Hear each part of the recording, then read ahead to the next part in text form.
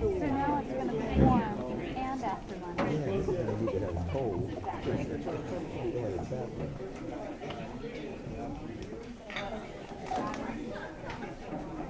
Did you bite?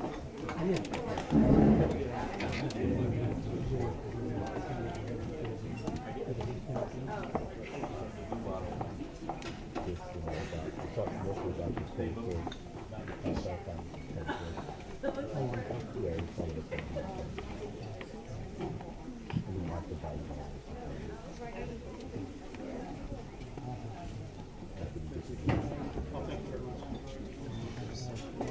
I'm sorry.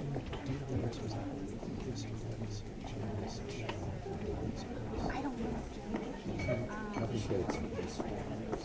Okay, let me, Jessica, who is currently with the bottle, she would be able to tell you next.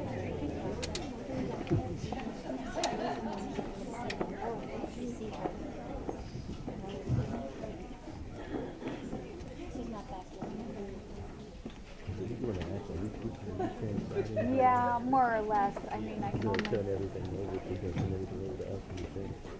Yeah, probably. I don't think anybody will read it. Right. We'll have to read it. Oh, there are points where I'm having to damn cards. But apart from that, I'm transcribed.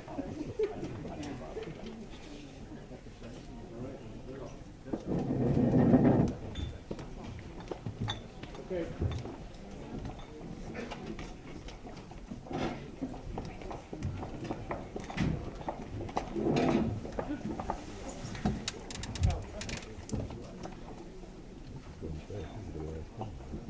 Yeah, and then comment section. So we got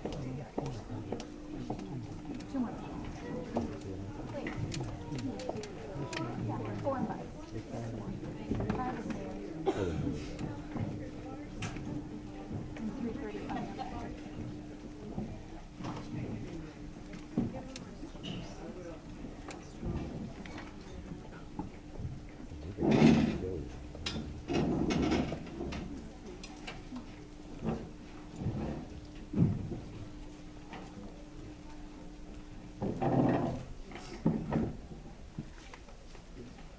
So, good afternoon and welcome back. Before we get started, I hand it back over to the co-chairs. I just want to let people in the audience and those watching through the webcast that the period for comments from those in attendance today and online will be at 3:30. For those online, you can give comments, and we're starting to receive them, so thank you through the website at the email of comments@taskforcepolicing.us. And for those in the audience, there's cards being passed around. If you could just, you don't have to write your comment on there, but if you could just put your name on there so I can call people, we will have microphones floating so that we can then come to you and you can make your comment. But that will be at 3:30. Just want to give people a heads up notice and so an opportunity to fill out the cards. Thank you. Good afternoon. I'm Lori Robinson again, a co-chair of the task force, and delighted to welcome all of you to the afternoon session. We're now going into panel 4 of our witnesses from the civil rights, civil liberties community. We have 4 excellent witnesses with us this afternoon.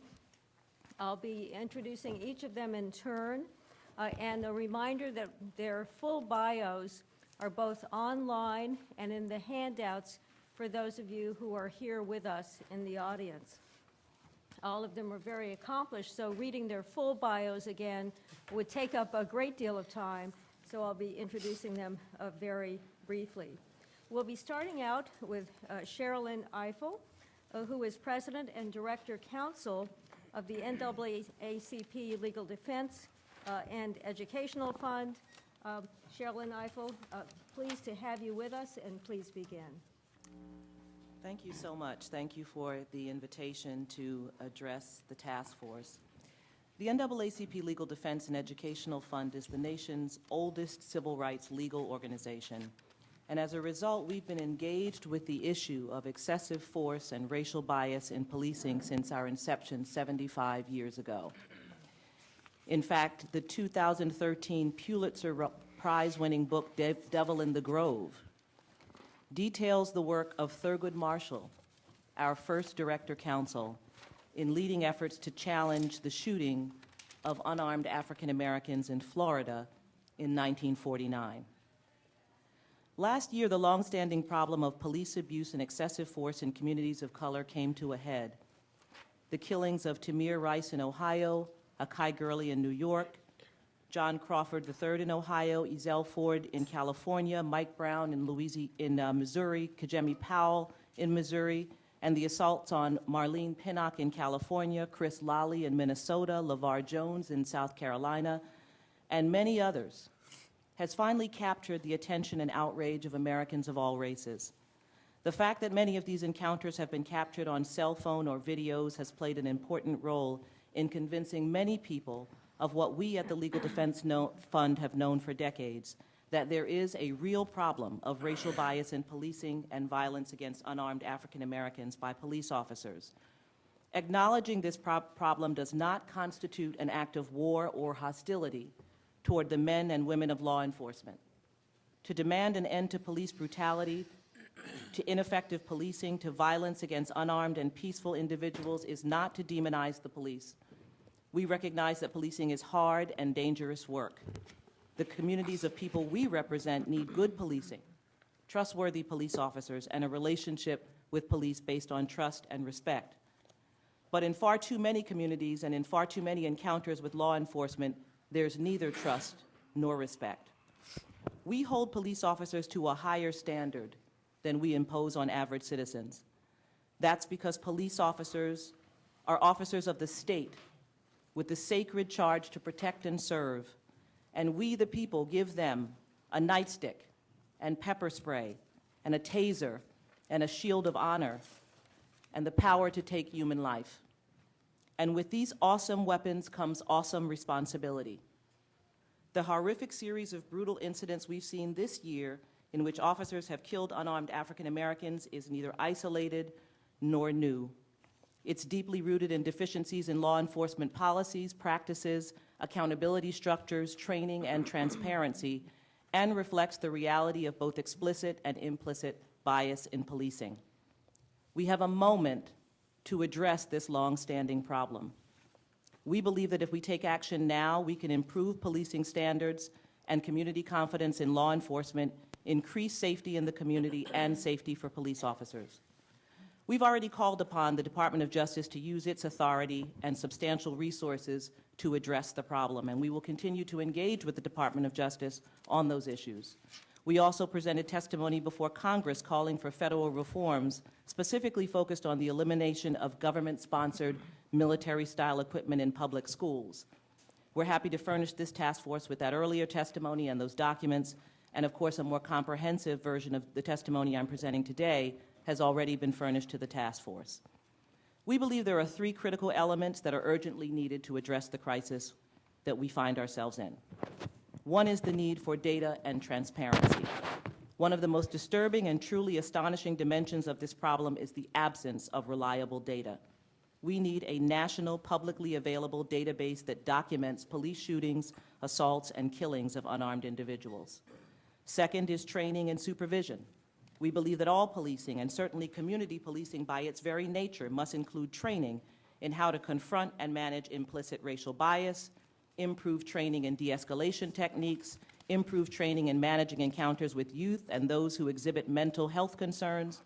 But of course, training alone is insufficient. There must be proper supervision of officers who receive this training. And finally, there must be accountability for failure. Accountability for failing to apply the techniques provided in the training for use of excessive force and for killing innocents is an essential part of building trust with the community. The single biggest source of mistrust within the community as it relates to the system of law enforcement is the seeming impunity of officers who violate the law or take the life of unarmed citizens. And so we recommend also that prosecutors be brought into your discussion. They play a vital role in helping to improve policing and to building trust between law enforcement and communities.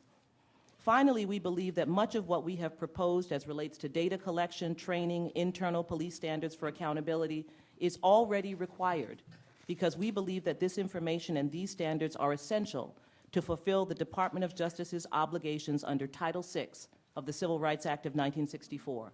Title VI bars the provision of federal funds to any program that engages in discrimination. Each year, police jurisdictions around the country receive more than $500 million in federal grants through the Justice Assistance Grant Program and other programs. Proper stewardship of this program, in accordance with Title VI, requires that the Department of Justice satisfy itself that individual police departments operate free from discrimination. It is our hope that the reform measures outlined in this submission will prove useful to the task force as it engages in the critically important work of improving the relationship between law enforcement and the communities they protect and serve. And I welcome the opportunity to answer any questions you may have. Thank you. Excuse me, thank you so much. We're going to be holding questions until all of the witnesses have provided their testimony. Next, we're going to be hearing from Laura Murphy, longtime director of the Washington Legislative Office of the American Civil Liberties Union. Welcome. Thank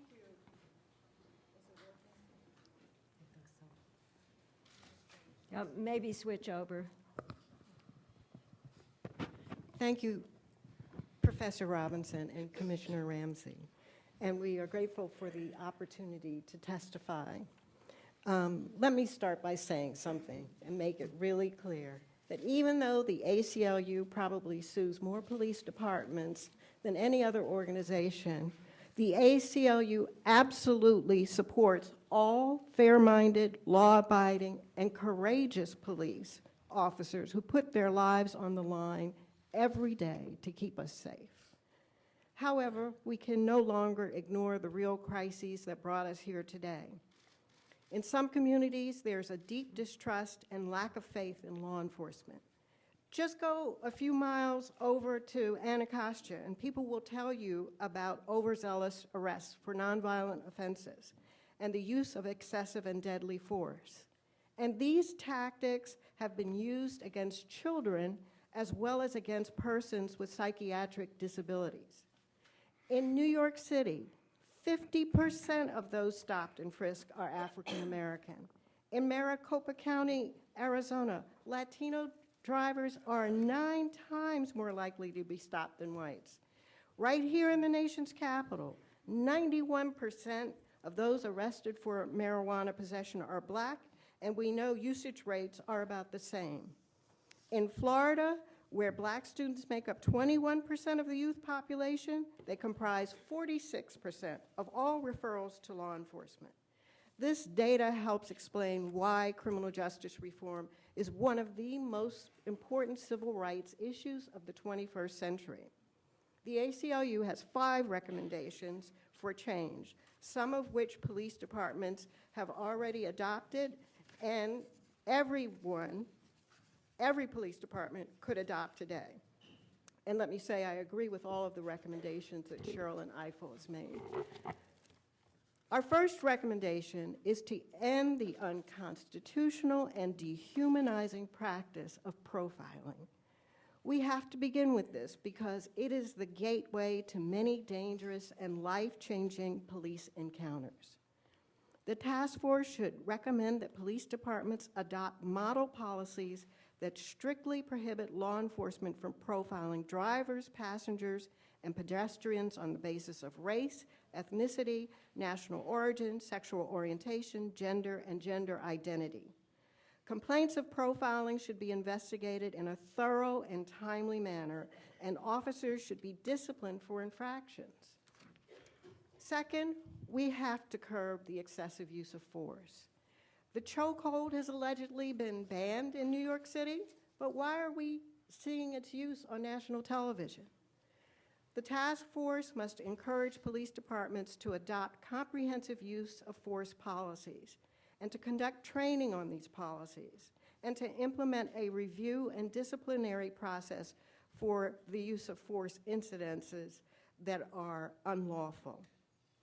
We should emphasize de-escalation in our encounters with the public and not SWAT teams. Third, we absolutely need data collection. How do we hold police departments accountable if we do not have sufficient information?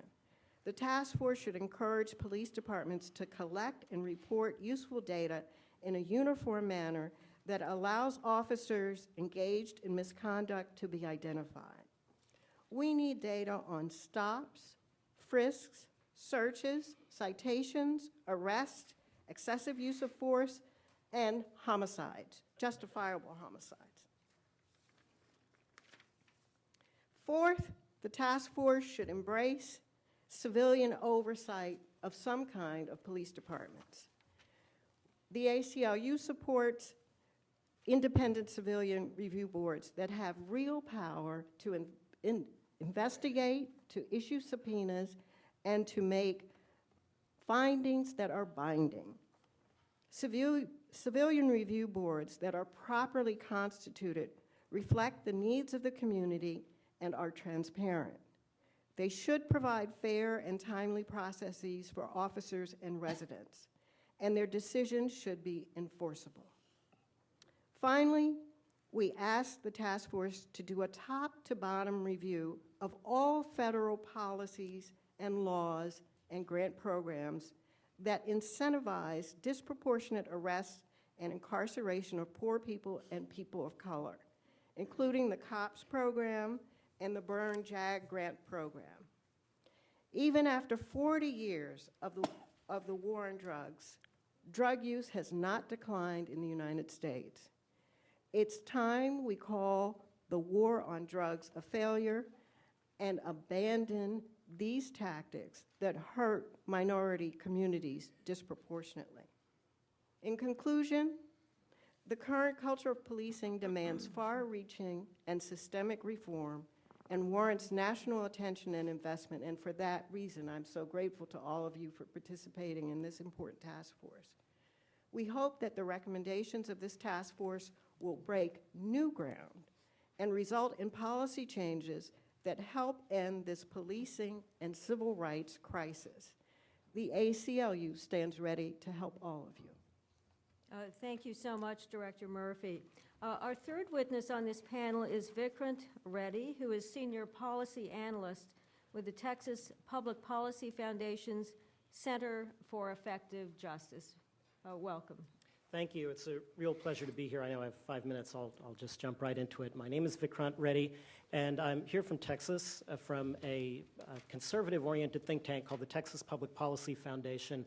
Our work on criminal justice at TPPF focuses on the question of how we restore a conservative perspective to prison reform, one that we have with all other issues, one where we focus on costs, we focus on results, we focus on government accountability.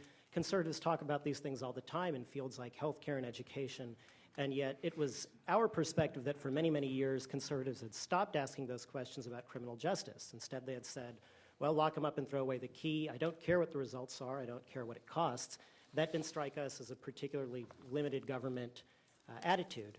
So we fought for a lot of reforms in Texas. We were quite successful. We launched a national campaign called Right on Crime that I hope some of you are familiar with. And I'd like to talk a little bit about one primary recommendation today that is not directed at police officers and is not even directed at members of the public, but that is directed at policymakers and legislators. And that is reversing the extraordinary amount of over-criminalization, as we call it, in American society. You know, when the Constitution was drafted, there were 3 federal crimes. There's treason, piracy, and counterfeiting, I think. Now, the number of federal crimes numbers something like 5,000. Those are just the statutes. There are also agency regulations that can be punished through criminal sanction. Those could be up to 300,000. Those are just the federal crimes. There are countless state and local crimes that are simply unnecessary. I'll tell you where I come from in Texas. We have 11 different felonies related to oyster harvesting.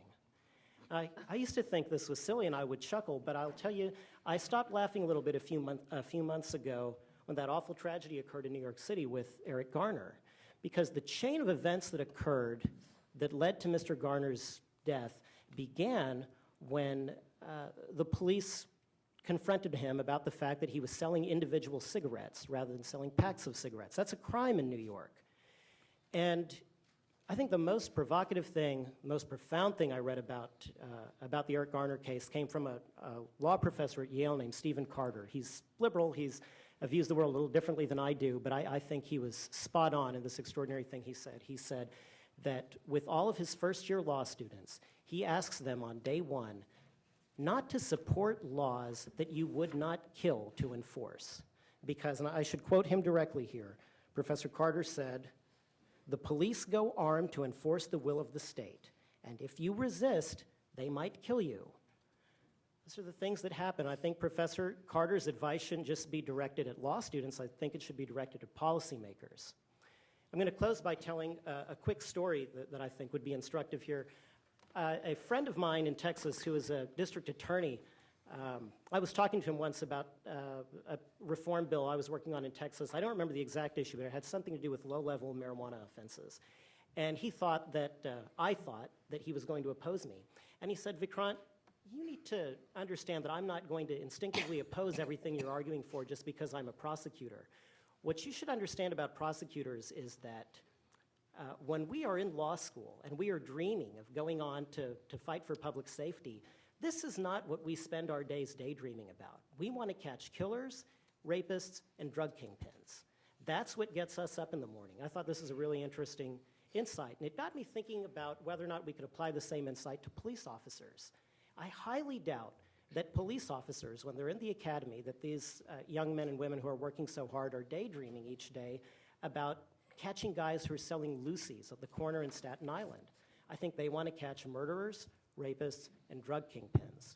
And I think that we've created a system through overcriminalization now wherein so many people in our community have lost profound trust in police officers because they feel, understandably, that their sons and their brothers are being harassed because police officers are confronting them and accosting them over issues that at the end of the day they don't really feel are crimes. They're not things that we've traditionally understood to be crimes. So I think we should really take a close look at the number of offenses in this society that we've categorized as criminal. We should consider recategorizing many of them as civil. We should consider eliminating several of them altogether. I should note that even though I'm coming from a conservative think tank, we've had a lot of support on this issue from across the aisle. I can only speak for my organization, but on certain initiatives, the ACLU and the National Association for Criminal Defense Lawyers have been very supportive. There were some recommendations issued from Congress just before the holiday on overcriminalization. They came from Representative Bobby Scott. I don't think that these, although I approach these matters from a more right-of-center perspective, I don't think they necessarily have to be left or right ideologically. So I think the final thing I'd say before waiting for questions is just reminding all policymakers to please think about Professor Carter's extraordinary piece of advice to his law students. Generally speaking, don't go around supporting laws that you would not be willing to kill to enforce. Thank you. Thank you. And our final speaker on this panel is Maria Teresa Kumar, who is President and CEO of Voto Latino. Thank you so much. Thank you both for having me here today. I want to thank everyone for inviting Voto Latino to speak on on this issue. We're a national nonpartisan organization working to empower Latino millennials every day. And today's topic is of critical importance to the Latino community. Latinos respect the fact that police put their lives on the line every single day, and police officers, like the rest of us, deserve to go home at night. While recent high-profile confrontations between civilians and police have directly impacted the African-American community, the Latino community has also a painful history of law enforcement agencies. This history includes the deaths of Andy Lopez, Alex Nieto, Manuel Diaz, Joel Acevedo, and Cesar Cruz, Latinos killed just in the last 2 years at the hands of law enforcement. The recent immigration enforcement practice of rogue Arizona sheriffs and documented racial profiling cases that stretch from Connecticut to California plague the Latino community, and it's plaguing America.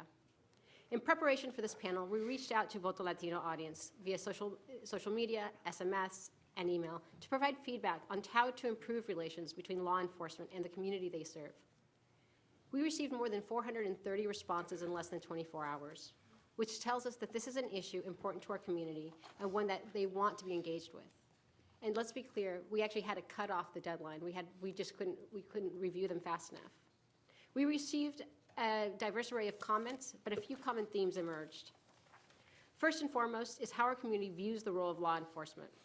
The phrase used most often by folks that submitted applications was, to serve and protect our communities. A recent poll conducted by Latino Decisions supports this. 84% of Latino adults agree that the police are there to protect and serve their families. Unfortunately, that same poll showed 68% of Latino adults worry law enforcement authorities will use excessive force against them. It's hard to cultivate a relationship of trust between a fearful population of the police. More than half of Voto Latino respondents indicated they or someone close to them had previously experienced police harassment. Many who said they had not declared, no, I have not been harassed, but I am white. Case after case has been documented of racial profiling and police brutality against the Latino community. Racism, xenophobia, and increased concerns about undocumented immigrants are to blame, even though today, US-born Latinos account for 60% of the growth in the Latino population. There's a perception among non-Latinos that Latinos are presumed to be immigrants, and immigrants are presumed to be undocumented until proven otherwise. This has led Latinos to fear immigration agents as well as traditional law enforcement police officers. This fear and mistrust hinders law enforcement's ability to protect our communities.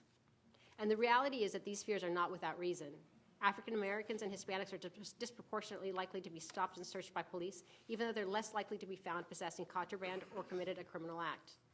The NYPD's controversial stop and frisk program shows similar evidence of racial profiling, with police targeting blacks and Latinos about 85% of the time. In nearly 9 out of 10 searches, police find nothing. Our recommendations for the task force are, again, based on what we've culled through the Vote to Latino audience. The first one was to decouple policing from immigration enforcement, eliminate secure communities. Having police officers act as de facto immigration officers is detrimental to public safety because undocumented immigrants are hesitant to call the police or cooperate in investigations for fear of deportation. Police officers should live in the communities they serve.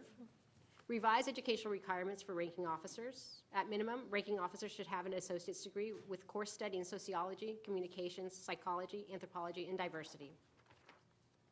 Hire from a diverse pool of applicants to help bridge the trust gap between law enforcement and community members. Improved and more frequent diversity and cultural sensitivity trainings should be implemented in police departments across the country. Police should be more involved in neighborhood events, fairs, sporting events, town halls. Community participation is very important. Social media should be used to leverage more improved communications between police departments and community members. Officers should receive training in community outreach best practices so they know how to interact with all members of community regardless of race, gender, economic status, or sexual orientation. Across the nation, we are seeing efforts by local police to reach out to the Latino community. In Anaheim, California, a city with a majority Latino population, where protests broke out in 2012 after 2 deadly police shootings of Latino men, the city hired its first ever Hispanic police chief last year. In Las Vegas, Metro Police are expanding the Hispanic Citizen Academy, a 7-year program conducted in Spanish to improve relations with the Latino community. So there are areas that work. Campaigns by conservative city councils, state legislators, and some members of Congress to continue programs like Secure Communities or to propose legislation that makes local police responsible for immigration enforcement do more harm than good. These policies are opposed by the majority of police chiefs in major U.S. cities. So to further provide recommendations, revise existing policies to screen for institutional racism and cultural bias, revise training and curriculum at police academies to make sure our officers are trained to meet the needs of our diverse 21st century community, advise the use of violence only as a last resort. We strongly urge the demilitarization of our police departments. Most officers should be able to have no need to be armed with military-grade weapons. Institute review of police actions by third-party agency, something that both the ACLU and the NAACP mentioned. Law enforcement officials should be held accountable for their actions by independent third-party agency by maintaining a reporting database to track who police stop and why to better assess patterns of racial profiling. Finally, the use of body cameras. Officers should use body cameras with audio at all times. 80% of Voto Latino respondents had said yes, that they were concerned about police officers' ability to turn off the devices on and off, the cost and intrusion to privacy. But overall, body cameras will benefit law enforcement and civilians as one element of an overall program to improve relations. Latinos understand and appreciate the role of the police in our society. but immigrant Latinos specifically are reluctant to engage with law enforcement for fear they or loved ones may be deported. As a result, the real statistics of police brutality against Latinos may be unknown. This task force promise is that the conversation is not one of us versus them, but of community building. Law enforcement, academics, elected leaders, and the community they serve together. There are too many examples of racial bias against Latinos, and I thank the Vote to Latino community for sharing their input in advance of this task force to help provide solutions. And I thank the task force for taking the need to improve our relationships with law enforcement seriously.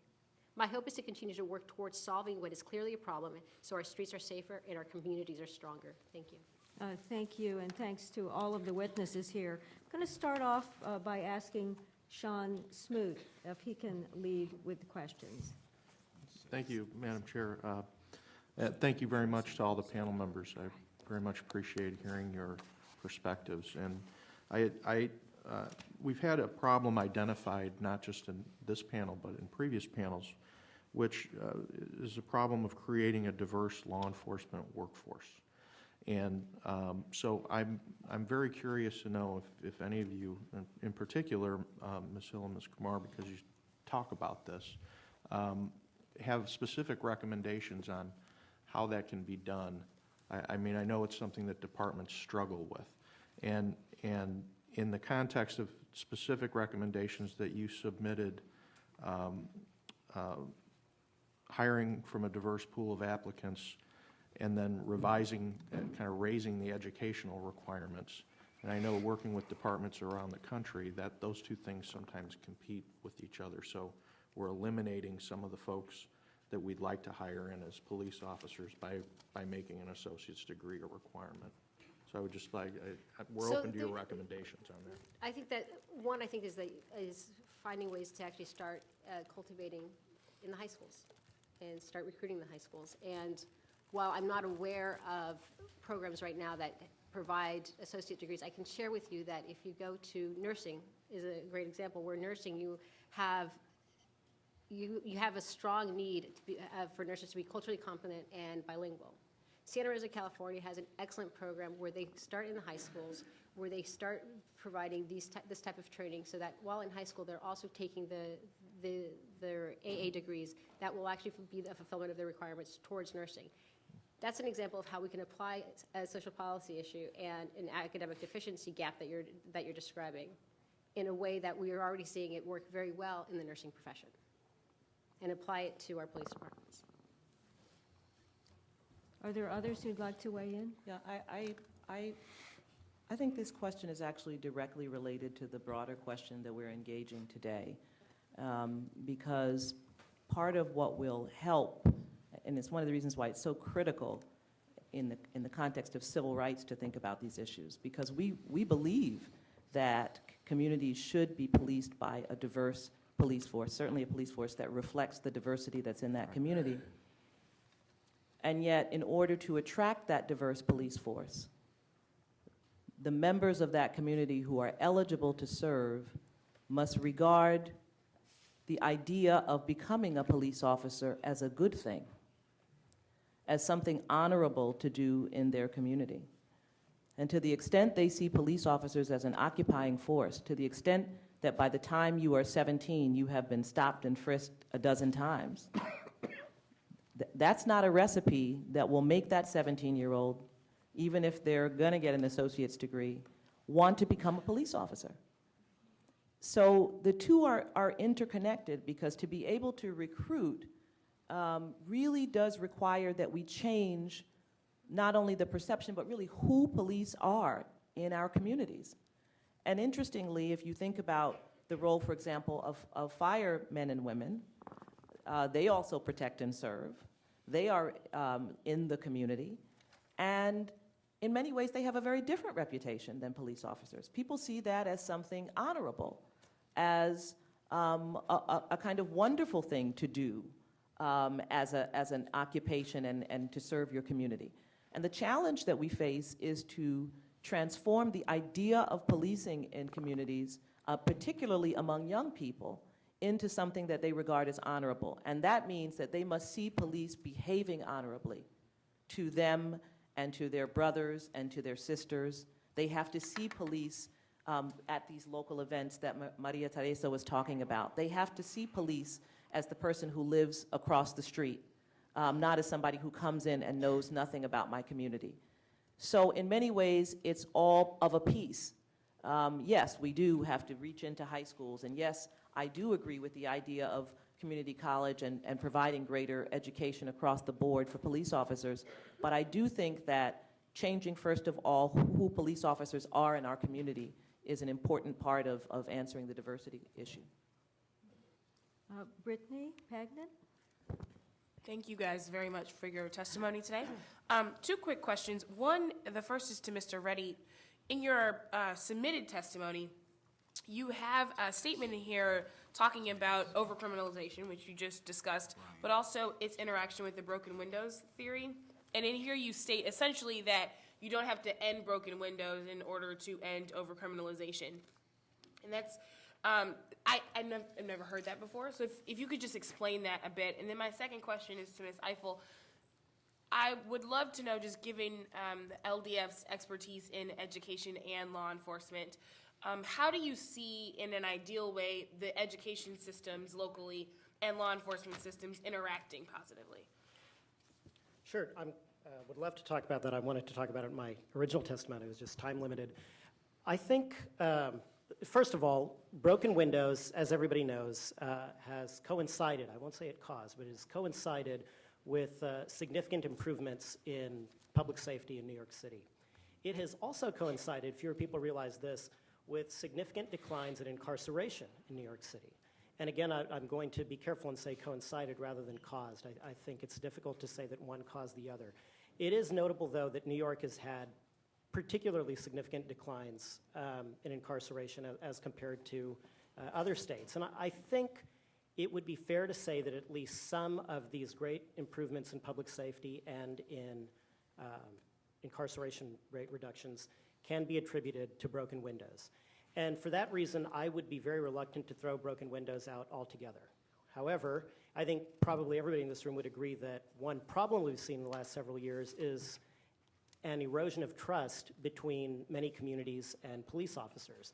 And I think that has also coincided with broken windows. And it seems to me reasonable to say that there's a little bit of causation there also. So I don't want to throw the baby out with the bathwater, and I do get asked this question very frequently. Well, how can you be for the reversal of overcriminalization, but also be for the maintenance of broken windows policing strategies? And I think my simple answer to that is that the sheer number of crimes is so extraordinary that I really do think you could remove many, many, many of them and still continue to go after certain low-level crimes that are a part of smart broken windows policing. One crime, for example, that I mentioned in my written testimony is graffiti.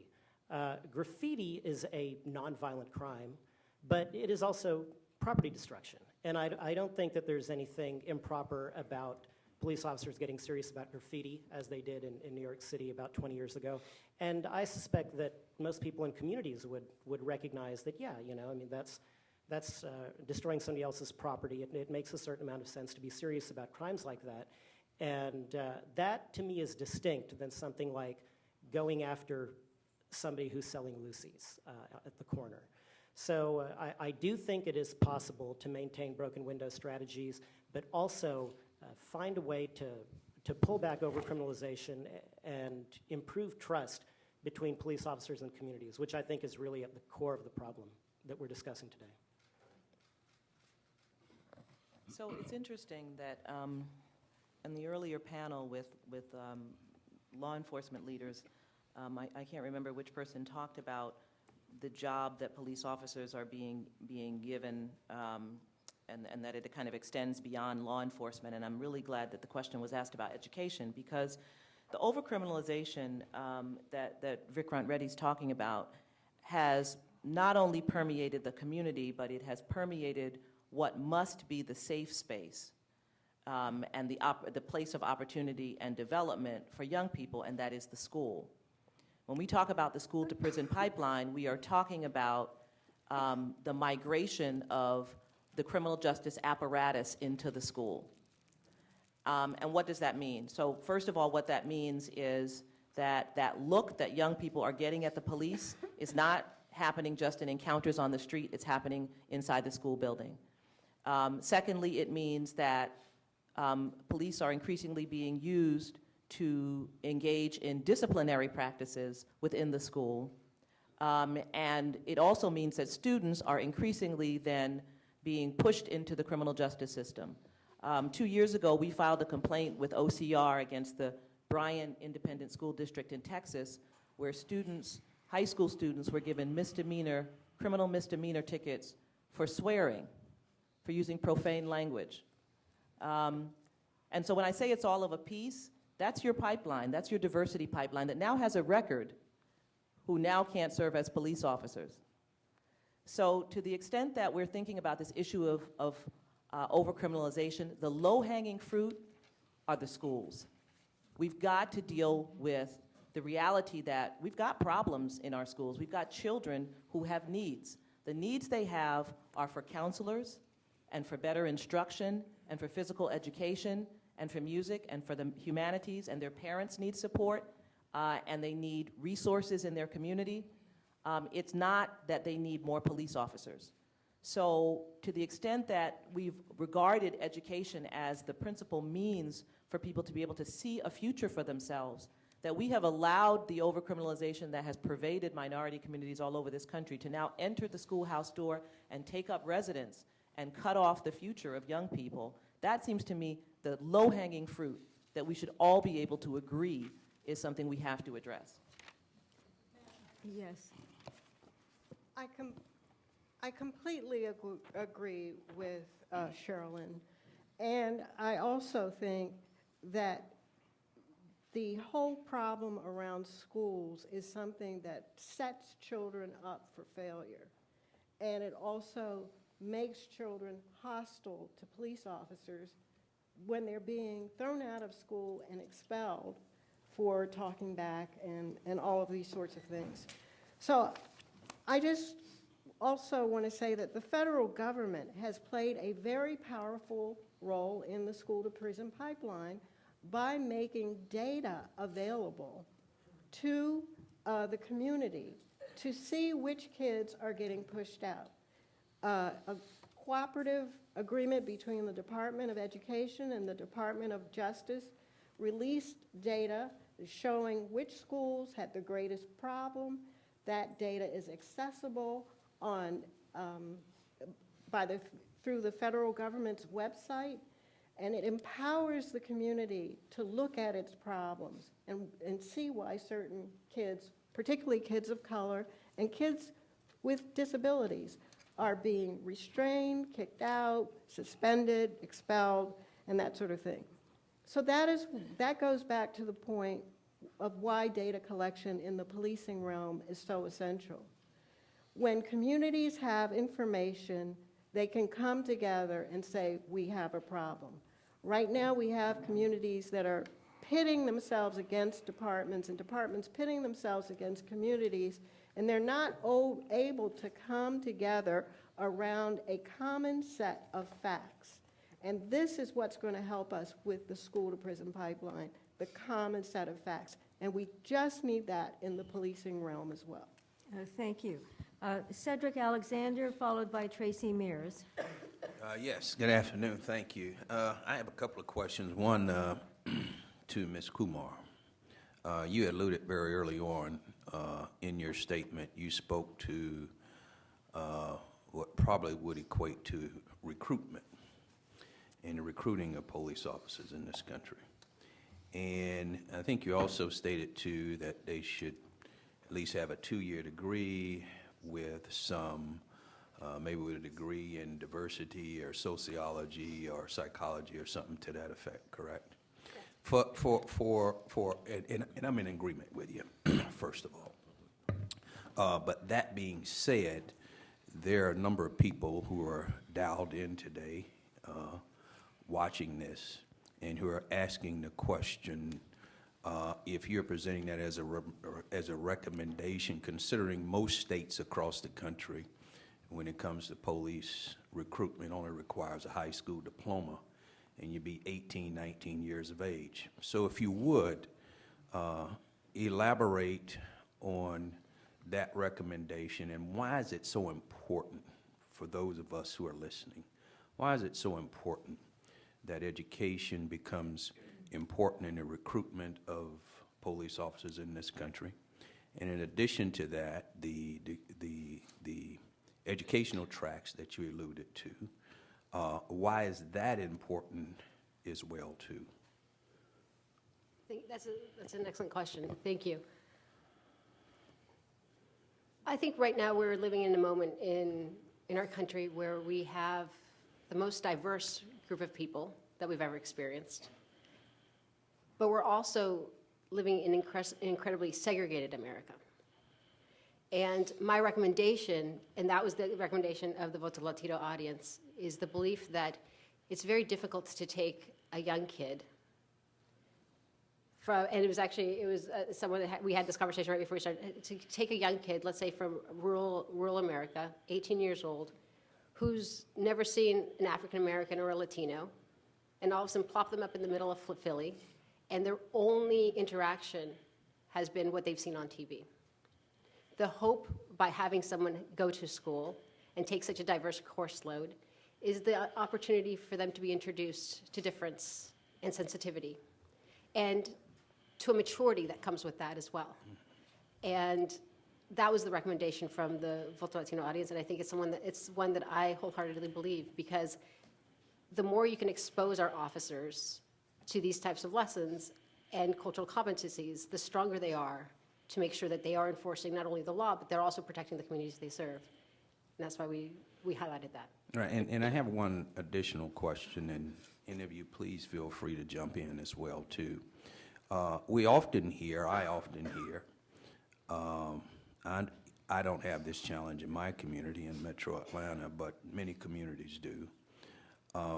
But oftentimes we find it very difficult to recruit African Americans, Hispanics, people of color, if you will, in many communities across the country because of, for a variety of reasons. So the question I pose, which I think is very critically important, even though I think any agency should never stop trying to recruit that population, no matter how challenging it is, just means that you've got to be more creative and find more funding, because it's so essentially important, right, to providing good police service.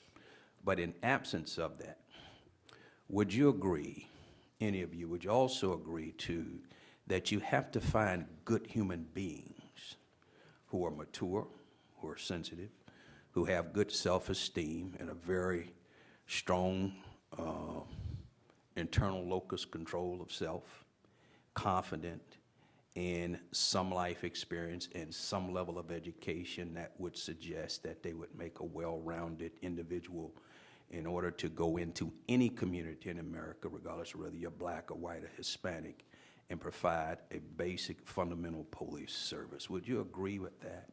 Or would you have any comment to that? I think it would be useful to talk to police chiefs who have diversified their workforce and ask them to present their findings about their tactics that work and don't work. I think it was under Police Chief Ramsey when you were here in Washington, D.C. that we had upheavals in the Latino section of Washington, D.C. in Mount Pleasant. There were no Latino police officers. Now when you drive through Mount Pleasant, you see a much more diverse police department. And so there are police departments who figured out, notwithstanding the police officers in schools, notwithstanding the bad images, they have figured out how to attract and recruit people. Yeah, but that's not my question. My question is, I mean, we're all going to figure that out over time, but the question is, in the interim, what is it, are we capable of still hiring and training men and women who are capable of providing a good police service regardless of who we are as we continue to move towards looking for that diverse population? I think we can do both.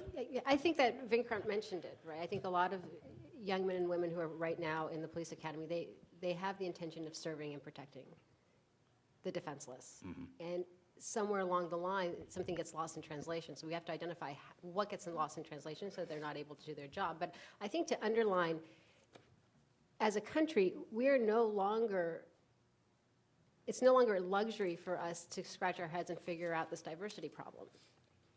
In California and Texas, Florida, go down the line, the majority of children K through 12 are Latino, African American, or Asian.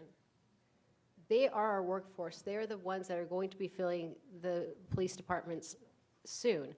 So we don't have the luxury of time. There's an urgency of now, and we have to stop saying that it's a nice to have. And I think what's been happening right now in the last couple of years with increased police brutality, it's becoming very clear that's a necessity for us to making sure that we are healing not only as a country, but that we are actually, that our institutions, including law enforcement, actually reflect the America that is currently here today. I actually want to maybe sound a word of caution on this, because I'm quite capable of keeping these two things in my head at the same time, and I think it's useful for us to think about it this way. Absolutely, we must have diversity in every workforce, but certainly in the police force that engages at that level in the community. But diversity is part of the problem. It is not the silver bullet. There are communities where we have diverse police forces, like Baltimore, where I lived for 20 years and where Laura Murphy was born and raised. And we have an excellent police commissioner now, Commissioner Batts, but we have our share of problems and have had our share of problems with policing. We are under a review by the Department of Justice. So I want to make sure that we're very clear that what we're talking about is a culture of policing. And Black officers and Latino officers are just as capable of entering and adopting a problematic culture. Our job is to change the culture of policing. And you are right. Part of the change is identifying the people that you were describing. It's an interesting thing that we think of police officers as being this bright, shiny 18-year-old. You know, for those of us who are a little bit older but can remember when we were 18, we weren't all that bright, even when we thought we were. And we didn't know a lot, and we needed to mature. I mean, I mean this. I mean sure that we you were want great. that on the record? Yeah, but you know, it's true. You know, we were bright, but we didn't know everything. Think about how much you've learned, how you matured, how much self-control you had to develop, how much you had to learn about human beings and psychology and how you engage people. Now, what we can do is we can have those bright young people and teach them that. But we would have to be intentional about that. We would have to say, this is what it looks like to become a police officer. And here's where we get to what we're calling this associate's degree or whatever. It's great. Get bright young people, absolutely, but then we are failing them if we don't provide them with the training that they need to be able to perform at the level that we're saying we want them to be able to perform at. Implicit bias is something that every single person in this room has. We walk into a room and we see somebody and we start doing some shorthand. And most of us then, good, right-minded people, take the time to learn about another person. And our views are sometimes confirmed, but often changed. But you have to learn how to do that. That's a conscious act. And you actually need time to do that. So when we see a police officer roll up in a car and shoot a 12-year-old in 2 seconds, that's a problem.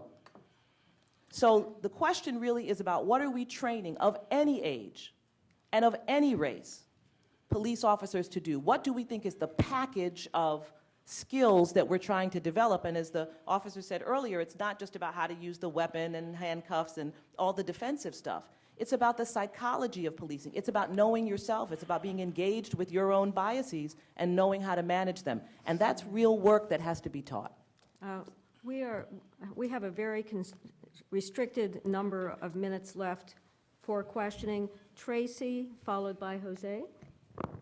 Okay, I'll make this very short. Thank you so much for your testimony. I really appreciate the fact that each of you offered very specific recommendations given the task that is before us. I want to ask you about a few of the recommendations that you've made in a particular way. This question is probably mostly for Sherilyn Eiffel and Laura Murphy. Your recommendations seem to be about, might be characterized as best practices. in some sense. And I'm wondering if you would be willing to offer any ideas about moving beyond best practices, not just incentivizing departments to do this, but somehow creating a structure in which the ideas that you offer are more standardized, perhaps even mandatory, for the thousands and thousands of police agencies across this country. Well, I'm going to go back to what I think I was trying to suggest with the grant program, which on one hand is an incentive, but in my view is how over time you change culture. Let's take, for example, data collection from a police department. If you give a grant to a police department in city X, and then in order to renew that grant, you require certain data from them. You ask them questions about how many people are on the force, what kinds of activities the force engaged in. You might ask about training, but you might ask really very specific questions. You might ask about what kind of training, whether it was implicit bias training, whether there was de-escalation training.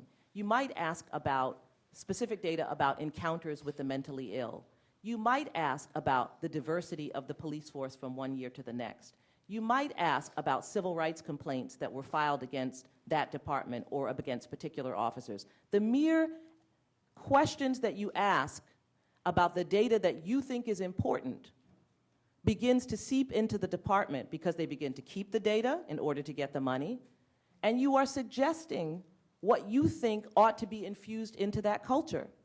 So I actually think of it as as something quite different than just best practices. I think, you know, if we go back to our own civil rights history, you know, segregation in this country and in our schools officially ended with Brown versus Board of Education.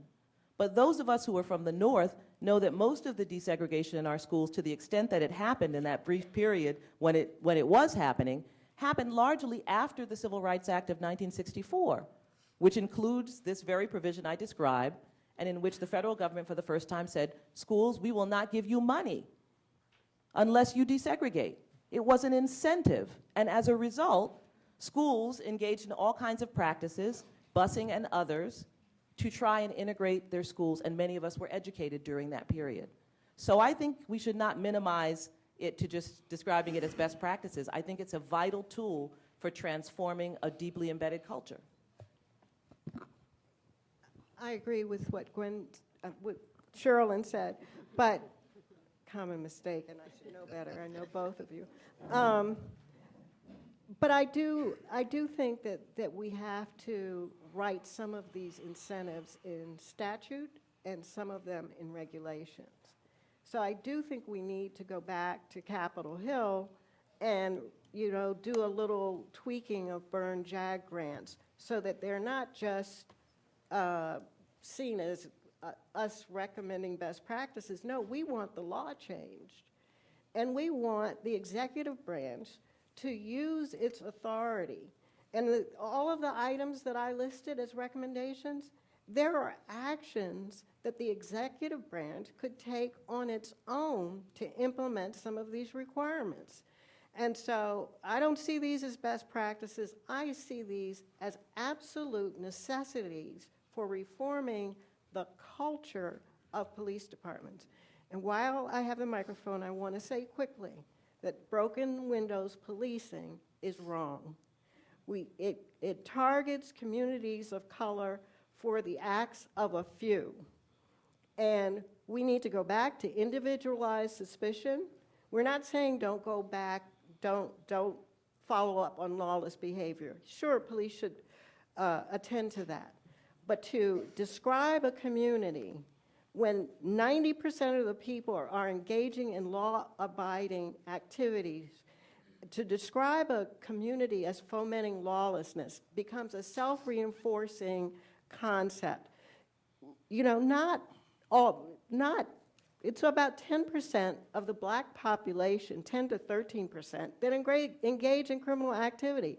And being poor doesn't make you engage in that criminal activity even more. So I just want to put a pin in the notion of broken windows policing. I think In order for us to change the culture of departments, we have to change that approach to law enforcement.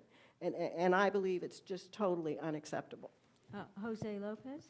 Yeah, I think my question was just spoken to, so I think I can pass for the sake of time. At this point, let me turn to Ron Davis as to whether we need to wrap this panel up. Unfortunately, it's a great panel, but yes, ma'am, we do.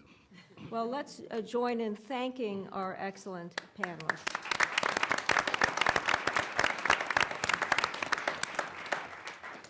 Because of time, we're not going to take a break now. Let me turn to my co-chair, Chuck Ramsey. If you'll just bear with us for a moment, we have to switch panels to our final panel of the day. So it will take a couple of minutes if you want to stretch your legs, but please be mindful of the fact that we're going to reconvene pretty quickly.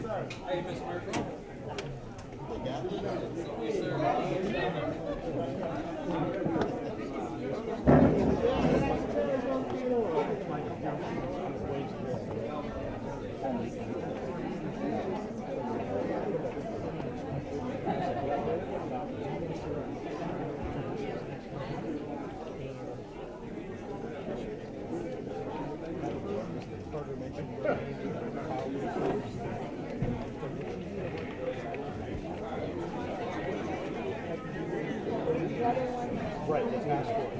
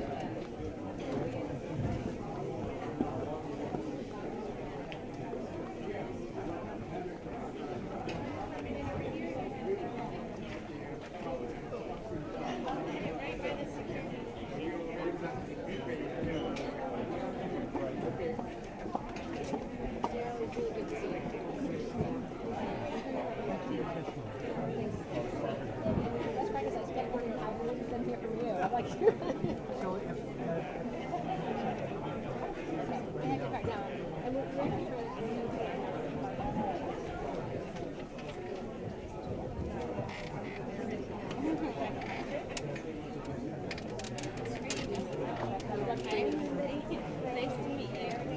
Yeah, we plugged in during lunch. Okay, good. Yeah.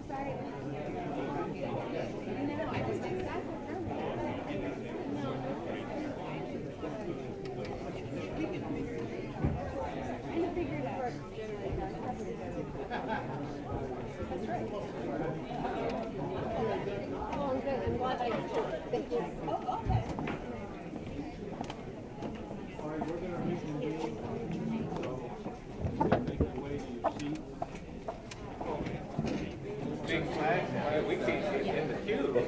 They don't look to the left. Oh, no. Right, I guess. Let's get there. I don't, yeah, exactly.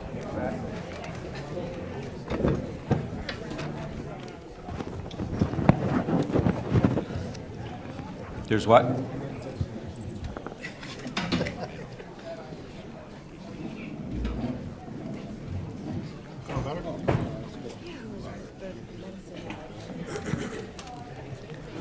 All right, thank you very much. We're going to get started with our fifth and final panel for this afternoon. We'll be hearing from three mayors from three of our great cities here in America. We're going to start with Kevin Johnson, Mayor, City of Sacramento, California, and also the current president of the U.S. Conference of Mayors. Mr. Mayor? All right, thank you very much. It's an honor and a pleasure to be here. I'd like to think that I flew the furthest, 3,000 plus miles to get here on a red eye. That's how much we care about this issue. I want to thank you for the opportunity to appear before you this afternoon to discuss a topic of great concern to the nation's mayors. We are charged with developing recommendations. You are charged with developing recommendations that will be critical to the future of our cities and our nation. We appreciate President Obama's leadership on this issue and the quick action he took by appointing this outstanding task force and setting a tight timeline for your report. We also appreciate the efforts of the U.S. Department of Justice and its cops for office for its support on this task force and for the strong and productive partnership that they have had with the nation's mayors. Attorney General Eric Holder and Director Ron Davis have exhibited real leadership during this difficult period. We know that Loretta Lynch will continue to provide that leadership once she is confirmed as Attorney General. I'm honored to serve this year as the president of the U.S. Conference of Mayors and glad to be joined on this panel by past President Michael Nutter and Vice President Stephanie Rawlings Blake, two outstanding leaders for our organization and their respective cities. The conference's leadership had an initial discussion on what we can learn from what happened in Ferguson during a leadership meeting in Sacramento in September. We discussed this further at a mayors and police chiefs meeting, the 20th anniversary of the COPS program in Little Rock, Arkansas. That meeting was attended by President Clinton and made possible through the generous support of the COPS office. Following the Little Rock meeting, I appointed a working group of mayors and police chiefs chaired by Gary Mayor Karen Freeman Wilson, and I charged this group with developing a set of recommendations for local and national actions intended to improve policing in America. Among the members of this working group, all of whom were present in Little Rock meeting, are your co-chair, Commissioner Charles Ramsey, and the distinguished mayors seated to my left. Our group is hard at work and will be finalizing our recommendations during a call tomorrow and at the winter conference in a couple weeks. Here are the 6 areas that they're focusing on. So we're going to give you a little preview. It's confidential. Don't share it out. They want to be able to present it to y'all the first time next week. The six areas are: 1, building police community trust, which is very consistent with why we're here today. 2, improving police department practices. 3, assuring timely and accurate communication. 4, conducting independent investigations. 5, addressing racial and economic disparities. And lastly, providing national leadership. We are very pleased that your co-chairs, Chuck Ramsey and Lori Robinson, along with your executive director, Ron Davis, will be with us at the winter meeting on Thursday, January 22nd, to receive and discuss the recommendations from the full panel of mayors. We have 15 mayors and chiefs that are part of that working group. It is also very important to hear from the U.S. mayors because the issues that we're discussing here today are primarily local issues. Despite the similarities and the challenges we face, each of the challenges must be dealt with within the context of the cities we serve. We cannot pretend there is a one-size-fits-all model. And I think you've heard that from each of the previous panels, that there's uniquenesses and nuances that reflect each of the respective cities. I am so proud of our community in Sacramento. Our elected officials, our law enforcement, our clergy, our community leaders, and our young people for coming together to discuss these issues proactively and productively. And here's what I mean by that. Ferguson took place on August 9th. 11 days later, on August 20th, I convened a huge meeting in Sacramento, not because we had an issue that was above the surface, but because we wanted to be proactive as a community. We had 250 people show up at that meeting. We've had 3 subsequent meetings each month, and I'm very proud of the work that we're doing in Sacramento. I have took the feedback shared at each of these meetings and created a public safety task force in Sacramento comprised of elected officials in our community, and we're working to implement those in the coming year. There are 4 parts of this framework. 1 is training, 2 is diversity, 3 is accountability, and 4 is engagement. And these are going to be consistent themes that you hear throughout.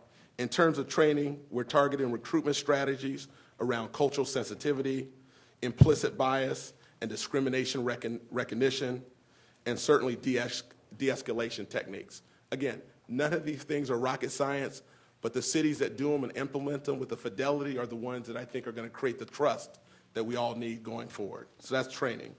In terms of diversity, we want diversity among our line officers, and we also want diversity among our command structure.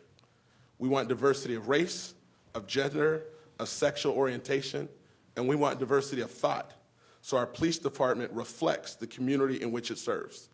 I know most of you know this, but the city of Sacramento is one of the most diverse cities in the United States of America. Unfortunately, the diversity of our police department does not reflect the community in which we're in. And if you guys have questions on that, we can talk about that a little bit later. But certainly the diversity issue is very important. In terms of accountability, the cornerstone of trust and legitimacy, we want to make sure that technology is prevalent in Sacramento. We're looking at transparency reforms and open data. Body cameras are certainly something that is extremely important for all of us around the country. And then the hot topic, which you guys are addressing as well, is the independent investigations or adopting a special prosecutor in the death of unarmed civilians. There's an opportunity here for all of us. And if we can get out in front of this and build the relationships and bridge meaningful conversations, then I think we can advance this topic forward in a very respectable manner. And the last area is outreach and engagement. I established a steering committee of community leaders that include law enforcement, faith leaders, NAACP, protest organizers, and youth leaders. So you have a group in the community that are going to meet every month. There's a place for them to meet on a monthly basis. That communication information flow comes to the task force that we created as elected officials, and then you have this dialogue that's real and productive.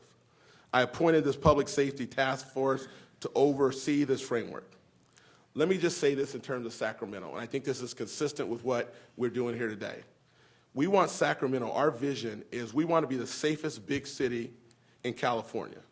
I know that Philadelphia and Baltimore would challenge me, so I tailored my marks to say the safest big city in California. You guys okay with that? I'm good with that. Okay. Right.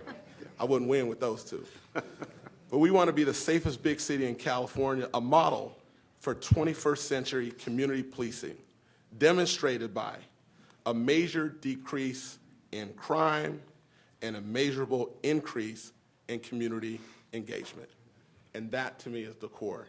You want a situation where crime goes down and community engagement goes up. I'll close with this general kind of thought. When you think about what's taking place in New York, and there might be an elephant in the room or two, but what Mayor de Blasio and what's happening with the unions in New York, that is hard and it's a travesty for all of us. And I don't know what the unique challenges are in those respective cities. So all I can say is that I want Sacramento to be an example in leading the way by partnering with our local police union. I know you had a law enforcement panel earlier. I'm not sure how that went because I got here just recently. But our police unit and our line officers have to be a vital role in Sacramento's effort to build trust and legitimacy. I'm especially proud today that Dustin Smith is joining me for this meeting. He's president of the Sacramento Police Officers Association. I'd like Dustin to stand up real quick so you can see Dustin. Give him a round of applause from the audience. They never get the applause they deserve. I believe Sacramento has one of the strongest police departments in this country. The members of our union are on the front lines of our public safety challenges day in and day out. We must have their support, and they must have our support. We've learned in Sacramento it is that we cannot make real progress unless the police and the community are truly working in lockstep. Mayors stand, and this is why we're so proud and honored to be here today.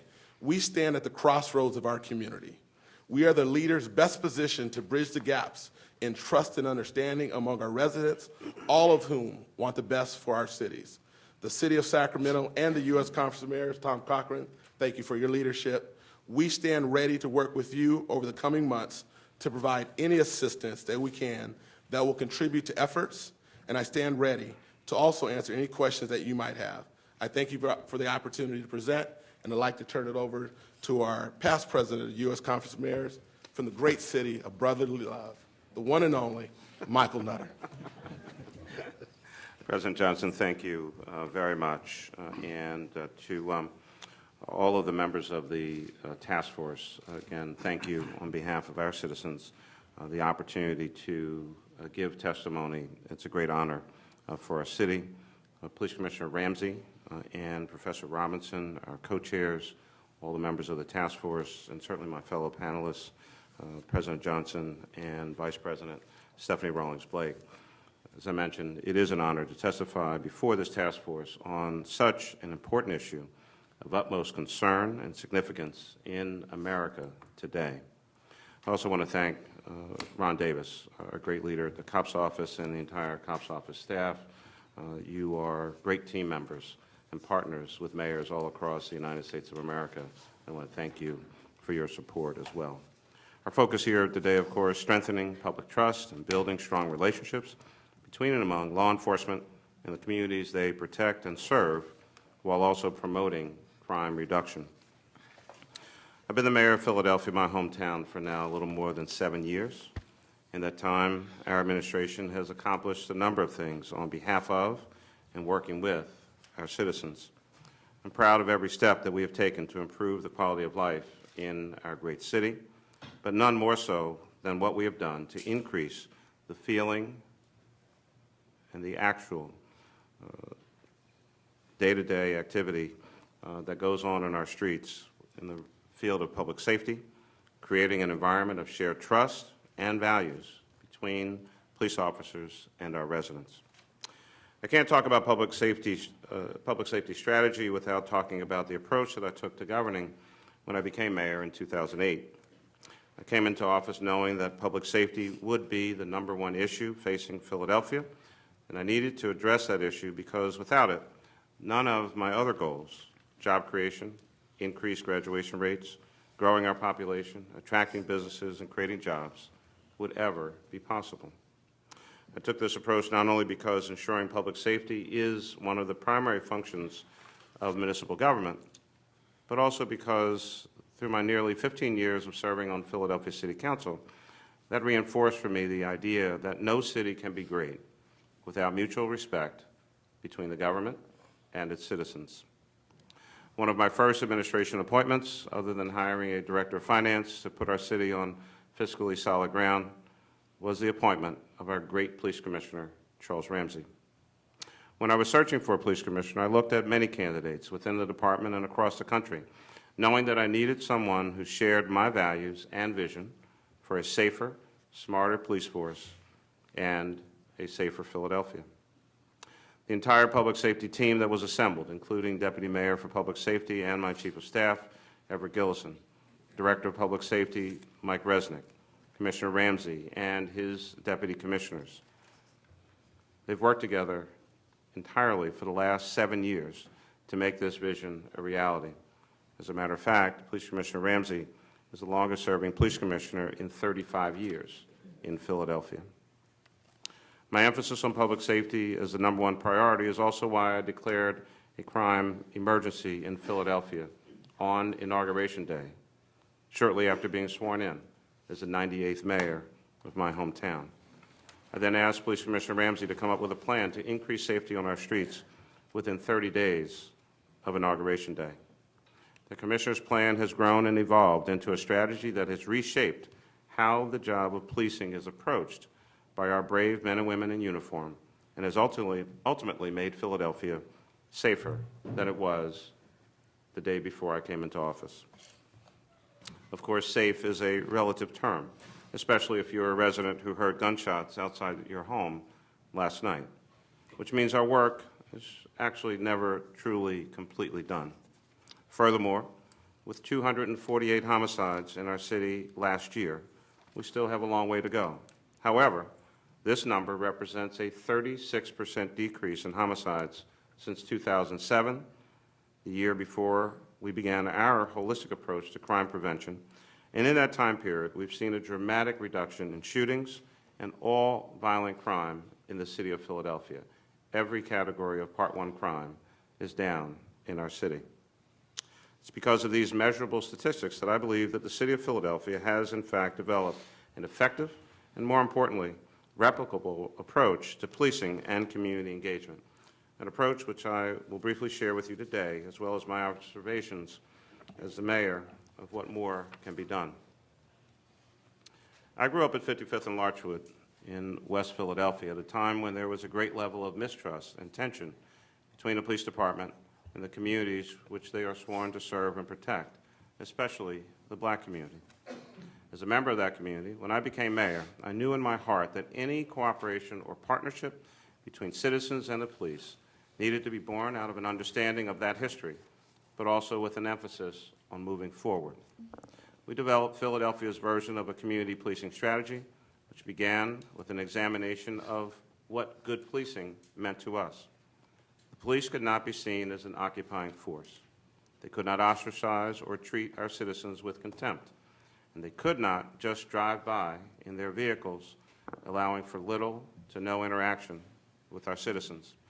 This type of hands-off policing does nothing to foster personal relationships or trust between citizens and police and citizens, both of whom are critical elements to protecting lives and solving crimes. We wanted to bring about a universal understanding that as much as our citizens rely on police to keep them safe, the police rely on citizens for the information they need to do their jobs. There needed to be an end to an us versus them mentality. And as a government, our belief in working with the community led to listening to residents about their desires for their neighborhoods, which led to our community policing strategy. To build public trust in the integrity and professionalism of our police officers, we focus on the training officers received and our administration's communication with those officers. Training officers to engage respectfully with citizens creates confidence in both groups and goes further in producing a safe environment than any technology or equipment ever could. And just as important as good rapport between officers and citizens is, we also needed trust and understanding between the administration leadership and the rank-and-file officers. We found a partner in this effort in Fraternal Order of Police Lodge 5 President John McNesby.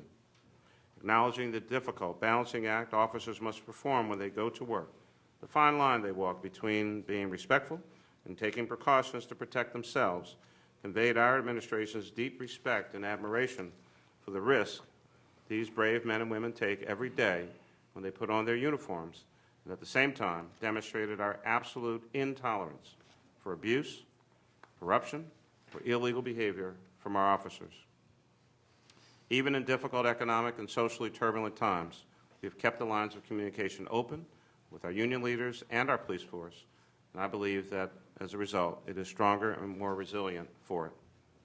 Out of this new approach to training and leading our officers came inspiration to develop a new program, which was piloted with a group of young technology-savvy officers dubbed Listen First. These officers went into the community they served, not just when they were performing traditional law enforcement duties, but also to ask residents about neighborhood issues that remained unaddressed and if they could help residents solve them. The officers took pride in how they helped neighbors fix small issues like broken streetlights, potholes, and blighted lots. The residents began to see the police officers as people who could help them create positive change, not just as uniforms that appeared when terrible events occurred. This concept is not revolutionary. In fact, this is the way policing was done for many years, decades ago. Somewhere along the way in American history, local police forces became almost militarized in their missions and operations, and the distance, both literal and figurative, between officers and citizens, unfortunately, grew. In Philadelphia, we saw a different way and wanted the best of both worlds. The old way of community-engaged policing could be married with modern uses of technology and metrics to measure success. Commissioner Ramsey reinstated foot patrols for all rookie officers, and at the same time, we implemented GIS systems and used data to make decisions about staffing assignments. We created an entirely new, holistic approach to reducing crime with partners at every stage of the criminal justice process, including the district attorney, our courts, the prisons, our parole system, and even our community development corporations and neighborhood town watch organizations. This led, finally, to new city initiatives. Philly Rising, a community engagement entity that reduces crime in the most dangerous neighborhoods in our city by providing residents with education about how to access city services. Gunstat, a metrics-based partnership with the District Attorney's Office to target the most dangerous offenders.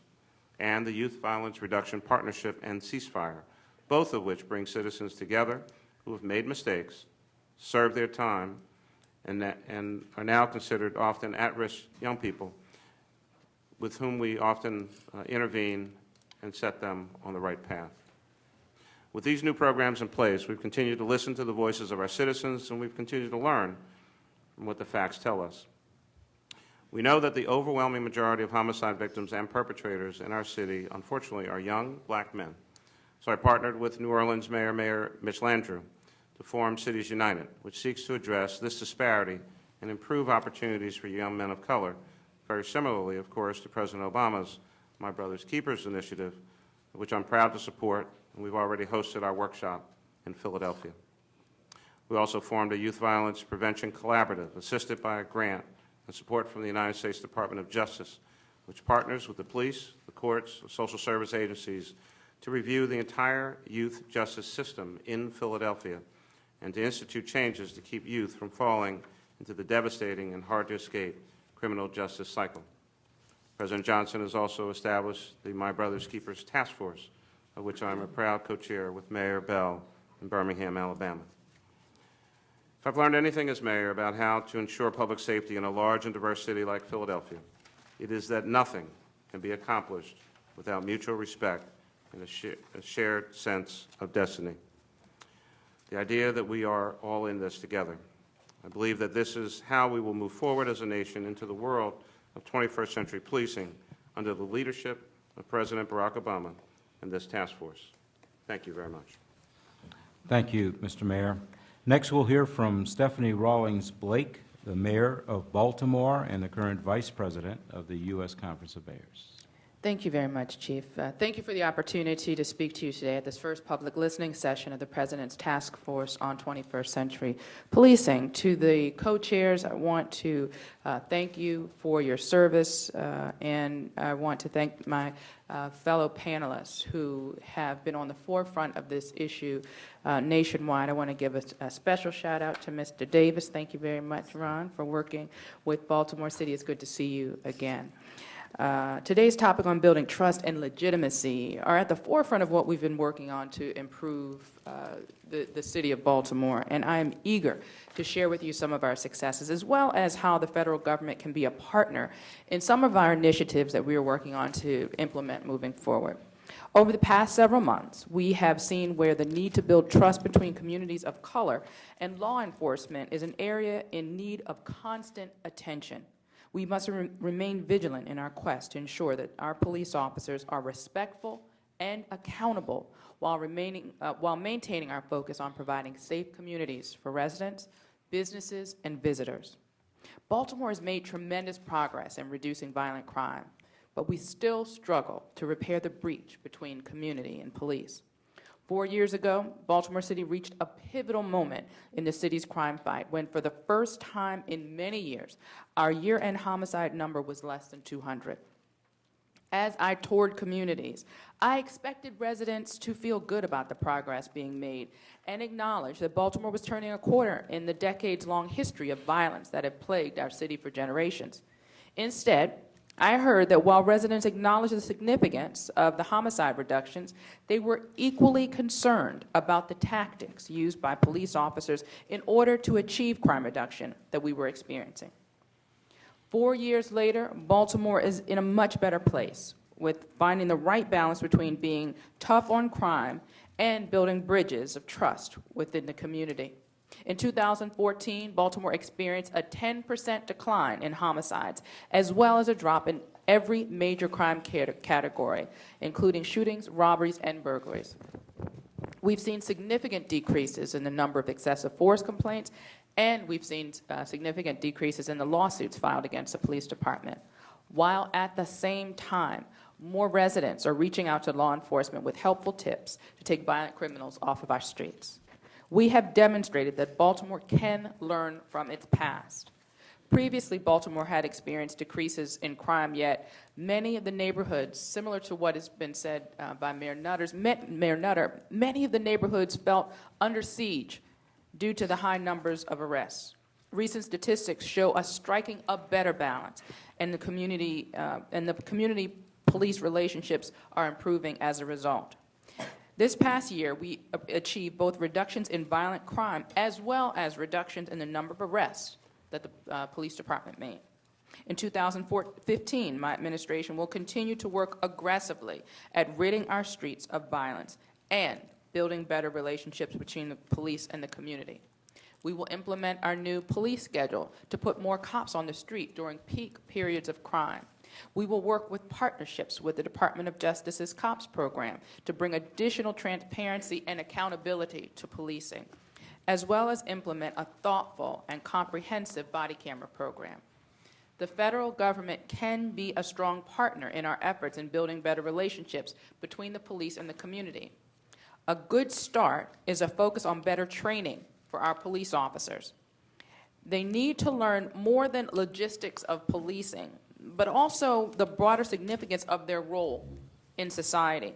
My administration has focused police interactions with the community on 3 core principles: impartiality, legitimacy, and procedural justice. And training for the entire department centers on those principles. Our department is adding ethics lessons and situational training exercises, more opportunities for officers to get hands-on experience in the proper ways to work with members of the community. The goal is building the belief in every officer that a safe neighborhood can't be achieved without the trust and confidence that comes from community engagement. But there's more work that needs to be done when it comes to training. Our police commanders are constantly seeking additional dollars, both to develop better best practices and then to teach those practices to our officers and developing leaders. If there is any place where the federal government and the U.S. Department of Justice could produce a tangible impact on our officers and our efforts, it would be to provide more resources in this area. Additional grant funding should also be made available to help local jurisdictions expand their internal affairs divisions to better hold law enforcement accountable when they act unlawfully. One of Baltimore's strategic goals is to have an internal affairs comprised entirely of supervisors. This creates a higher level of accountability in the investigations and ensures that officers are being held accountable for their actions. Having grant funding pay for those positions would expedite that process. A key focus should also include better utilization of technology to build trust between local communities and the police. Body cameras are the next step in policing. To purchase, issue, maintain, and replace body cameras will be expensive. The bigger expense will be the storage of all the data that they record. It is no longer a luxury, but a necessity to hold bad officers accountable and to defend good officers from false accusations. Body cameras are a necessary tool for restoring public trust and something that I know the Obama administration has indicated a commitment to. Having access to federal funding set aside for the cameras will help Baltimore become one of the first major cities to implement a body camera program citywide. And let me conclude by reiterating the deep appreciation and admiration that I have for all of the men and women who work so hard every day to help create safer communities in Baltimore. I know that they face tremendous challenges, and I know the vast majority of them agree that dignity and respect are at the core of strong community policing. Thank you again for the opportunity to share along with my fellow mayors my experiences in Baltimore, and I look forward to answering any questions.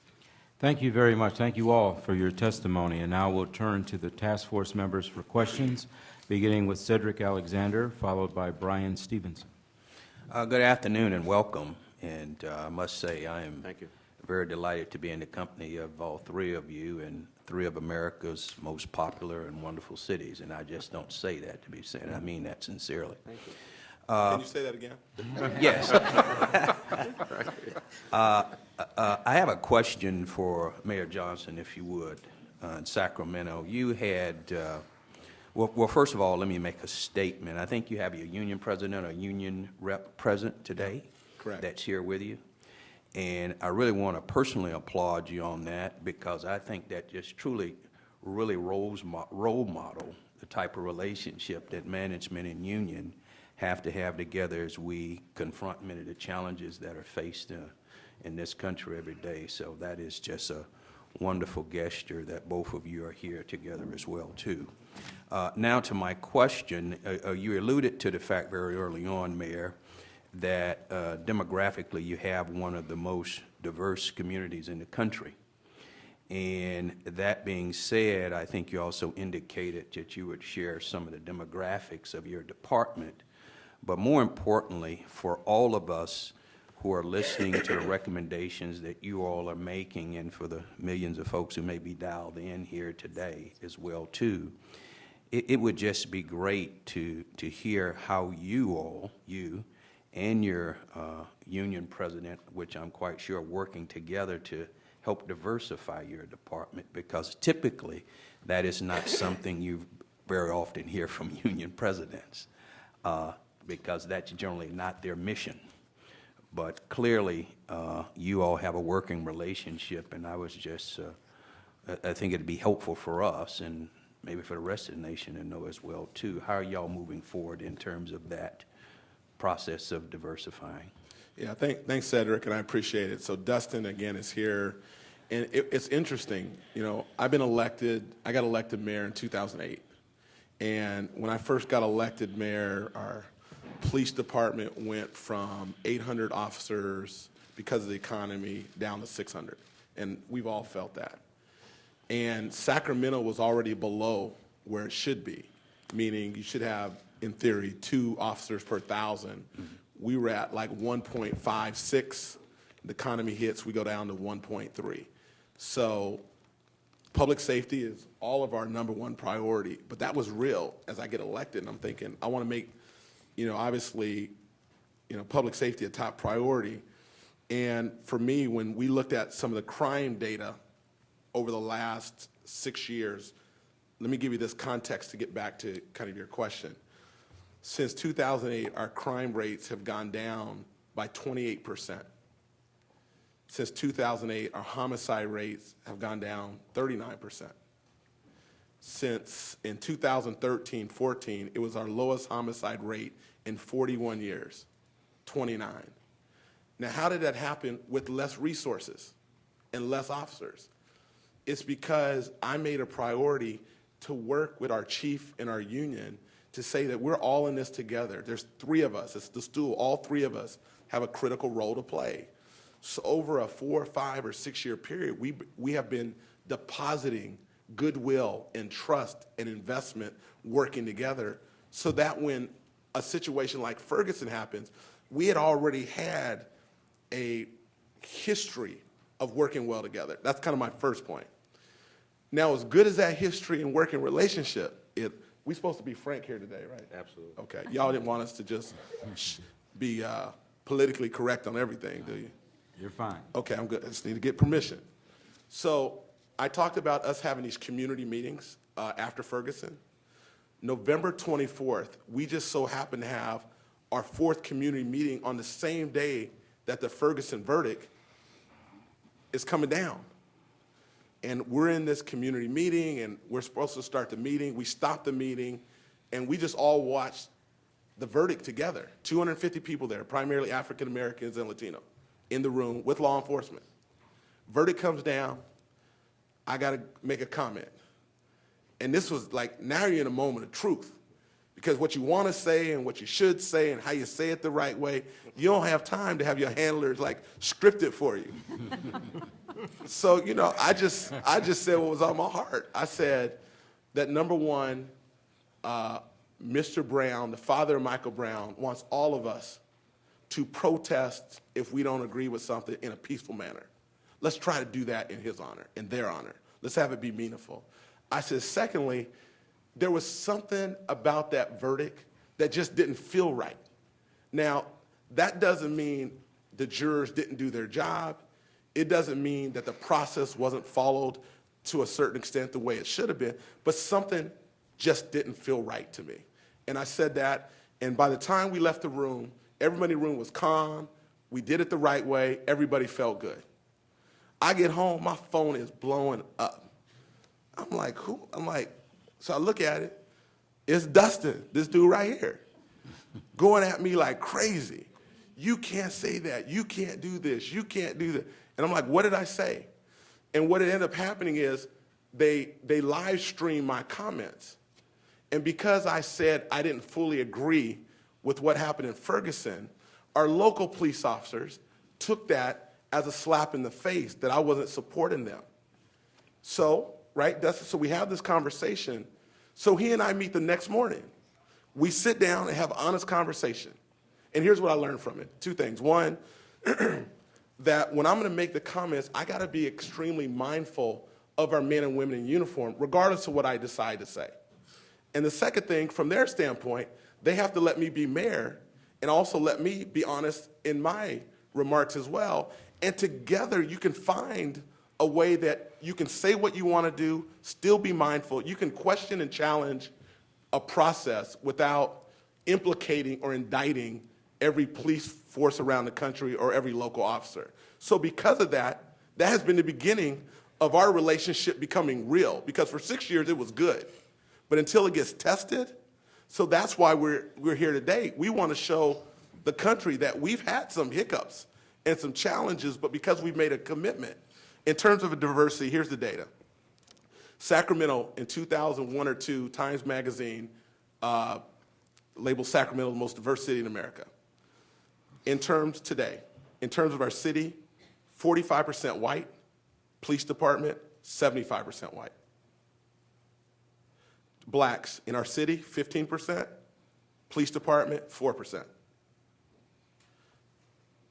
Latino in our city, 27%, police department, 10%.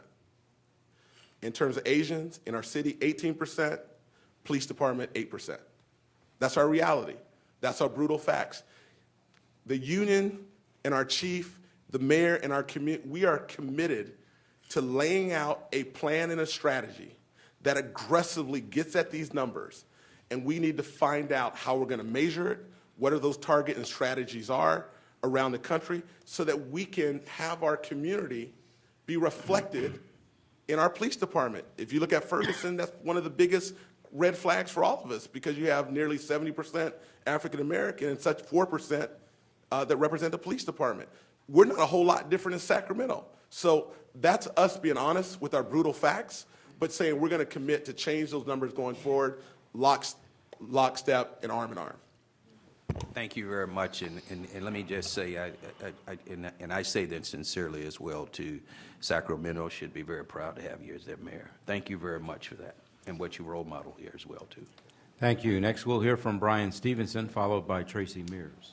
Yeah, I just want to add my voice in thanking you all for your time here and your really thoughtful and clear testimony. I have 2 really just very particular and specific questions, and I don't want to put anybody on the spot, but I'm actually interested in how you would define the preferred citizen review board, civilian review board, citizen council. We've heard basically every panel has talked about community engagement, and they've thrown this out, but they're very different models. And I'd like to hear you talk about what's the maximum authority, if you will, that a civilian review board should have in its relationship with the police, because your perspectives on this are really critical, because you stand at that intersection between the police and the community. That's my first question.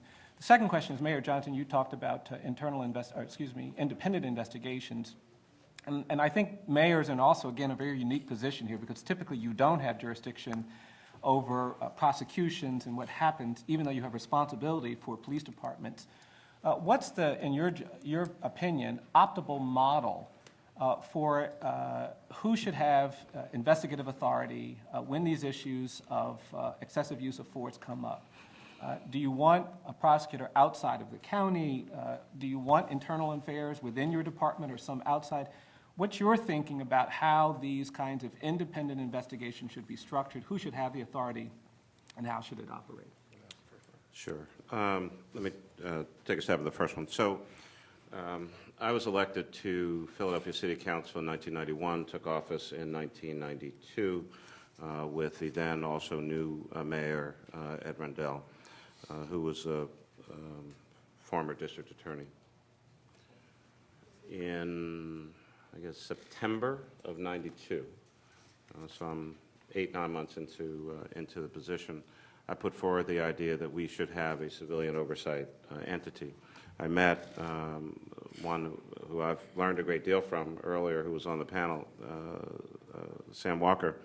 Talked to him on the phone and never met him before until today, and thanked him for his work. So I surveyed the entire country of all of the civilian oversight agencies at the time. Took, as a legislator, took bits and pieces from a number of them, and again, that was 20 years ago, so I'm sure a number of others have been created. To get to the heart and soul of your question, I mean, you have to have engaged citizens.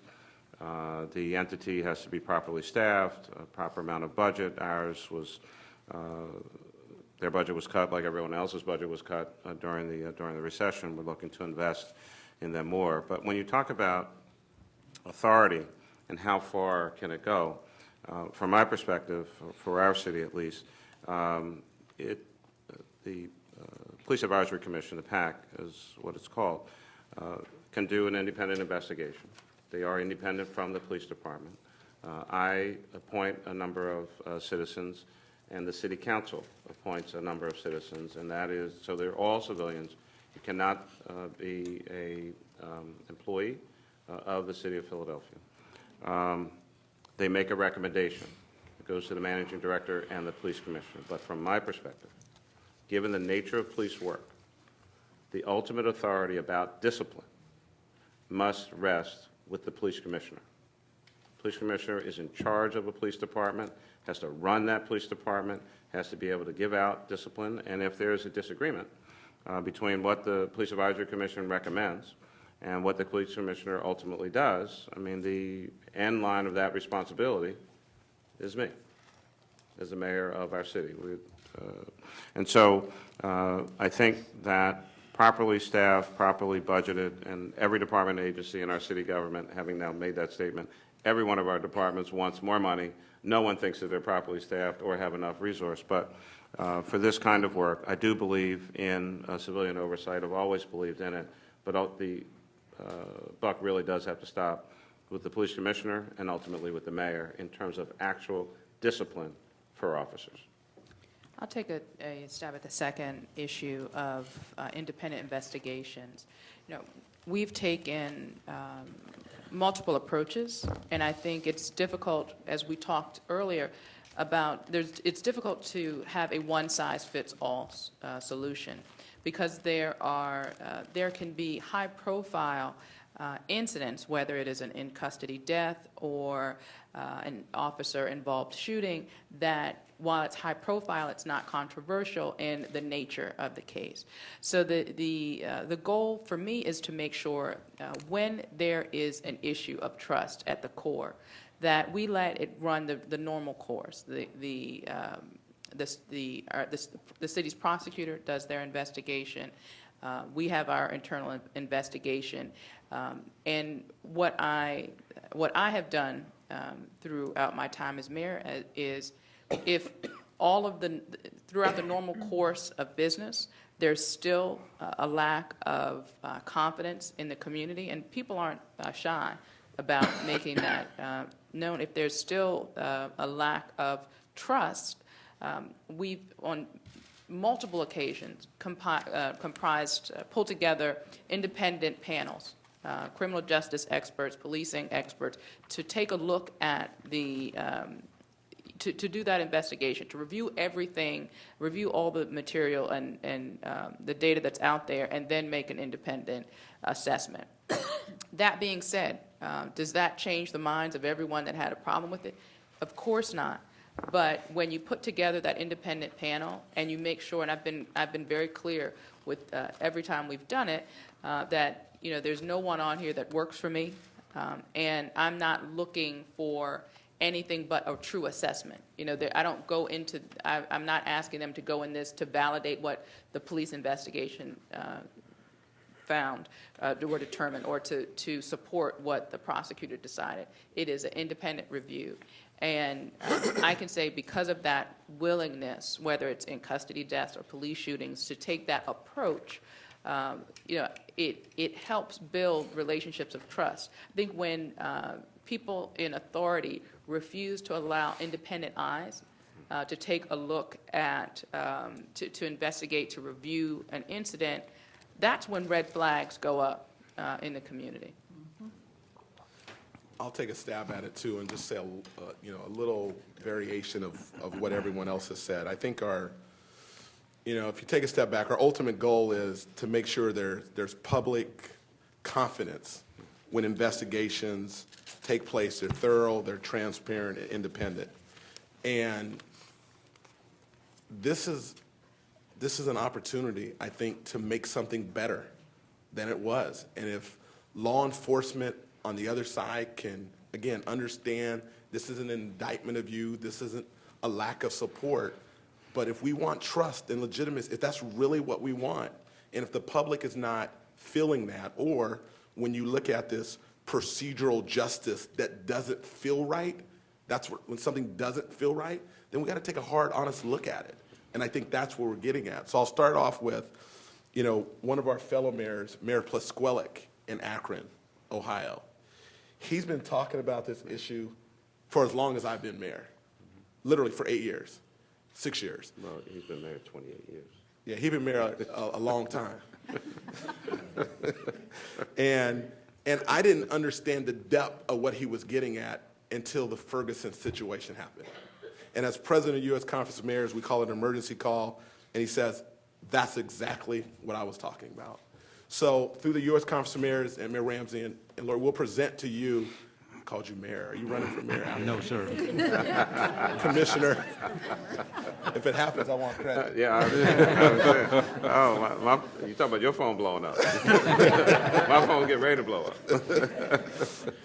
But our task force is going to present on this issue there. So what I would say to you is, we're honestly in Sacramento trying to look at what best practices are.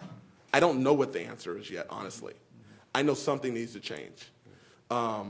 We are acknowledging there's an awareness on our part. There's a national movement toward looking at an independent investigation and the appointment of a special prosecutor when there's a death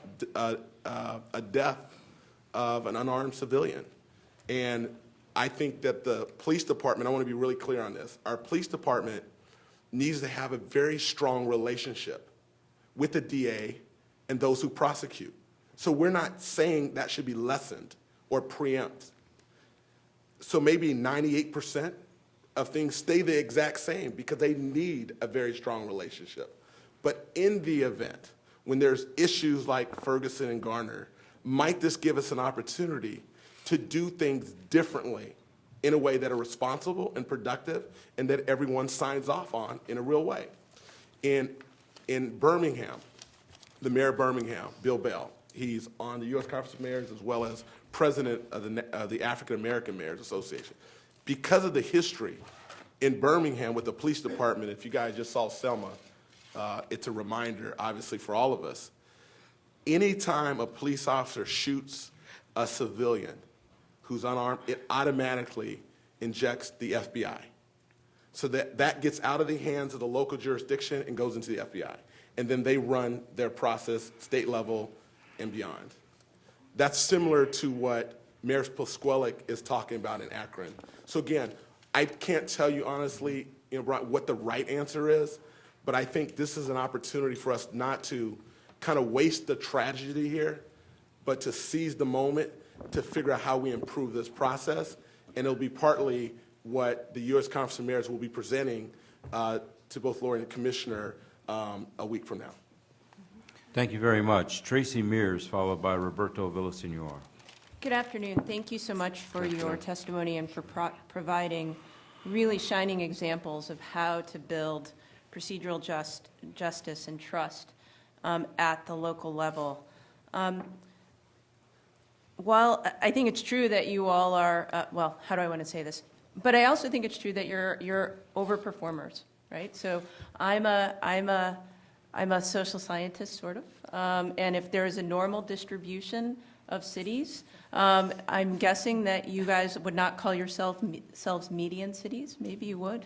But if you don't call yourself a median city, my question for you is to take on some of the remarks that Mayor Rawlings-Blake was making about how the federal government can be a partner.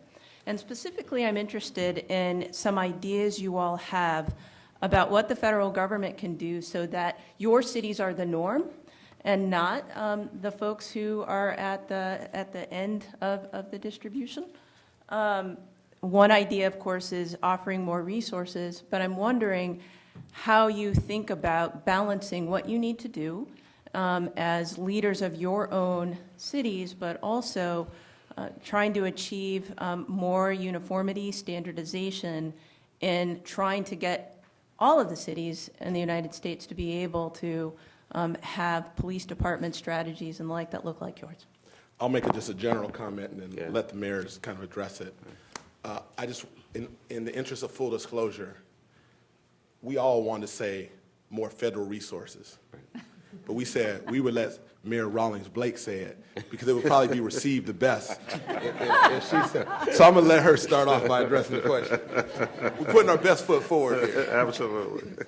I would say, in order to get that standardization, in order to address, cities that find themselves in the position of Ferguson, where there's the diversity just isn't there.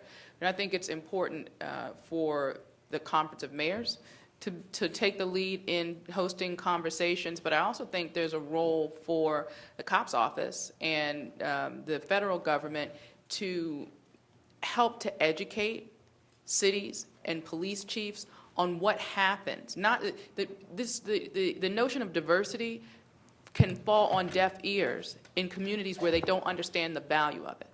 And you don't want communities to understand the value of diversity and the value of bridge building after the fact, because we saw what happens. You can't make it up afterwards. You have to build those relationships. So understand, I think the more we do with bringing, and it's not, yes, it's resources, but it's the resources of people and training and conversation and education to cities across the country to say, we want you to have a diverse department, in law enforcement. Yes, it's the right thing to do, but these are the operational benefits, because unfortunately, I think it would be fair to say, unless people see an operational benefit, they're not going to seek diversity for diversity's sake.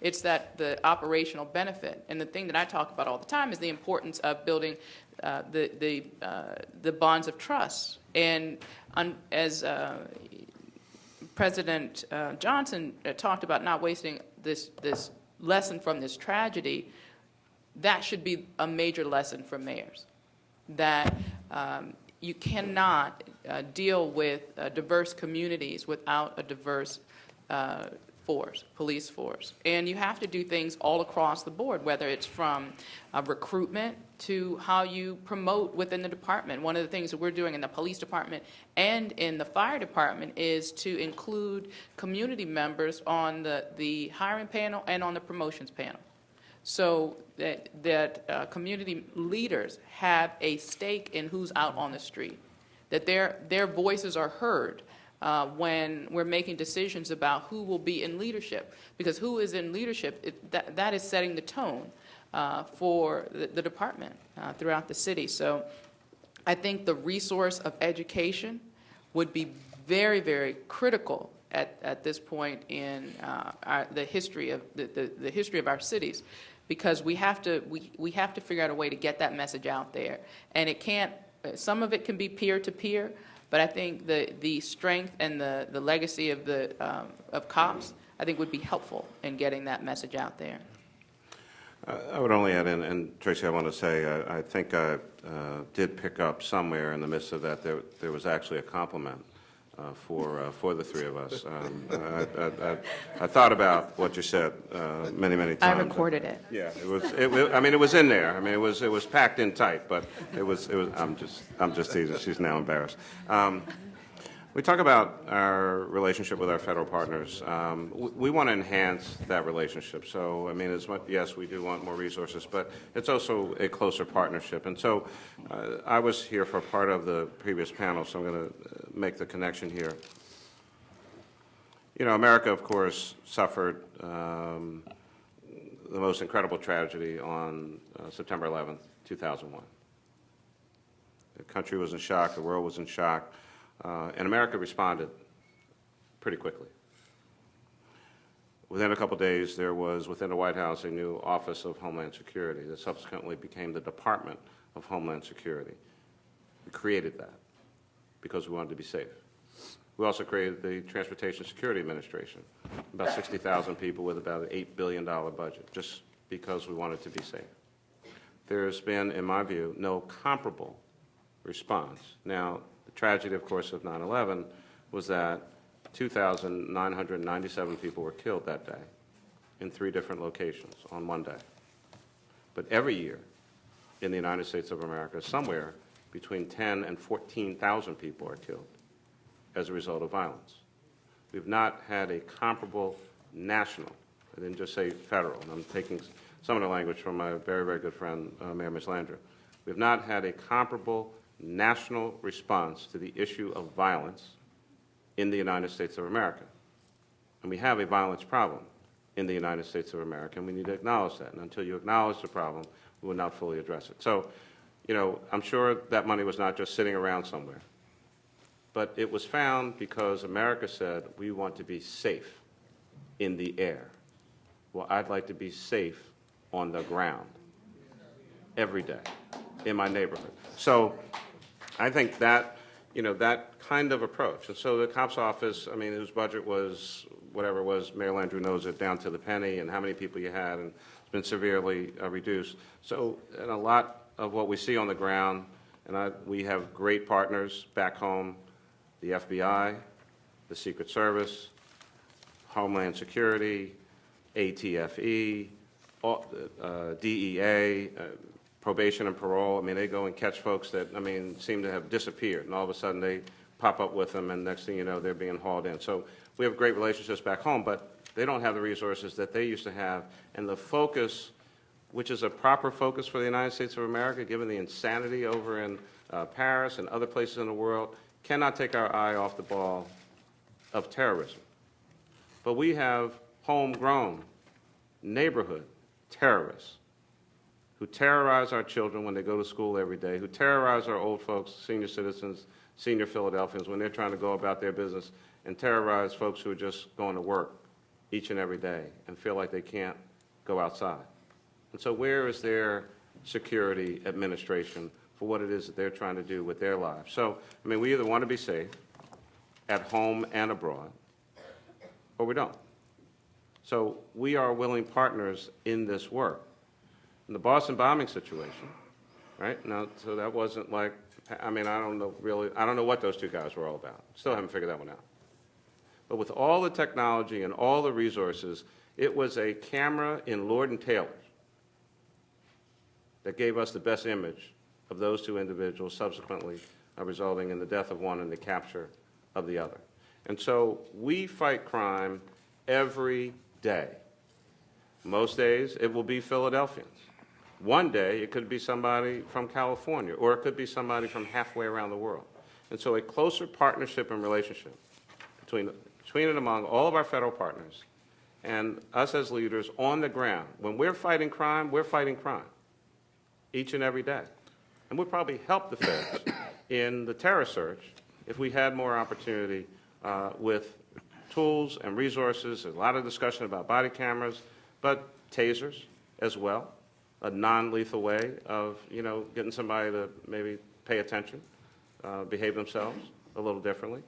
Consistent training across all of the various departments and agencies across the United States of America.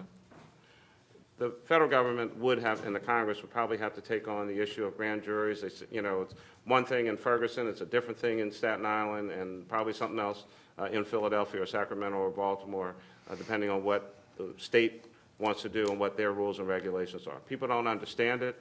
They often take too long. It's confusing. It is a secretive process, and then even after it's done, you can't figure out what in the world just happened in front of you. But as Mayor Johnson said, something didn't feel right. If we're going to have true trust between and among citizens and law enforcement, we've got to open some of that up, and people have to have a better understanding of what's really going on out here and see an investment being made in their personal safety every day. Tracy, I'll say two things, and because I know time is of the essence. You guys have been here all day. One is we believe very strongly as mayor, there's got to be more bipartisanship. So I want to really challenge at the federal level. There's got to be certain things that are transcend politics. And safeties in our communities, to me, is one of them. So that would be the first thing. And then secondly, we believe very strongly, and we've had an opportunity to share this with this administration, and they've done a great job, but we got to continue to have this be a message that's loud and clear. As when you talk about resources being disseminated, a lot of times some go through the state, and the more that the COPS program and others can look at getting those resources directly to the cities, because we're where the rubber meets the road in a real way, and we want to be accountable to those resources. And I know this panel gets it, but for the record, I just wanted to say those 2 points. Yeah. Thank you very much. Next, Roberto Villasenor. Thank you very much for attending today. I'm the chief of Tucson. I know all of your chiefs, and it's real obvious to me now why they all speak so highly of you, including Commissioner Ramsey. Thank you, sir. But I have a question on a local level. Mm-hmm. In all of our jurisdictions, there's competition for available resources. And you all have brought up the issue of the need to fund law enforcement, fund additional training, fund the proper policies. How do you get the community and the rest of your fellow politicians to agree to that when there's such high competing resources such as transportation, parks and rec, and at the same time, crime throughout the country has been falling for the past decade? So what arguments do you use to get that need across? I mean, I think you start off by having a strong mayoral form of government. yes. That's always helpful. Yeah. You know That's what? an inside joke. Yeah. No, but I get it. It almost a joke, but for me, and I can't speak for the other two mayors.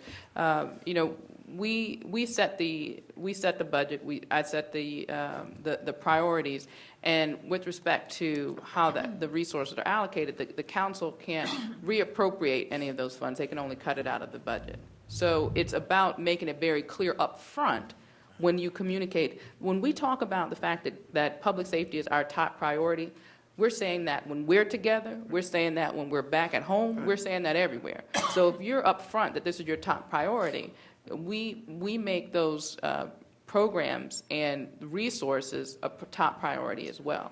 So it is reflected in the budget, and everybody understands up front where you are. So we don't have, well, there are competing, there's a competition for resources with these, with some programs, but at least in Baltimore, because we're very clear, I've been very clear up front that public safety and reducing violence is a priority. That's off the table, and we look for allocating resources in other areas. Yeah, I mean, you just have to make it clear. I mean, it's, as they say, repetition penetrates the dullest of minds. I mean, I talk about public safety every day. Any audience, no matter who I'm talking to, that's what we're talking about. And, to the credit of our city council, I mean, there are always competing interests. Every department wants more. Everyone can make a case for why. And, it's our job to make those tough decisions. But it's never been, it's police versus the park system. Right. We had 248 murders last year. We had 1,071 folks shot.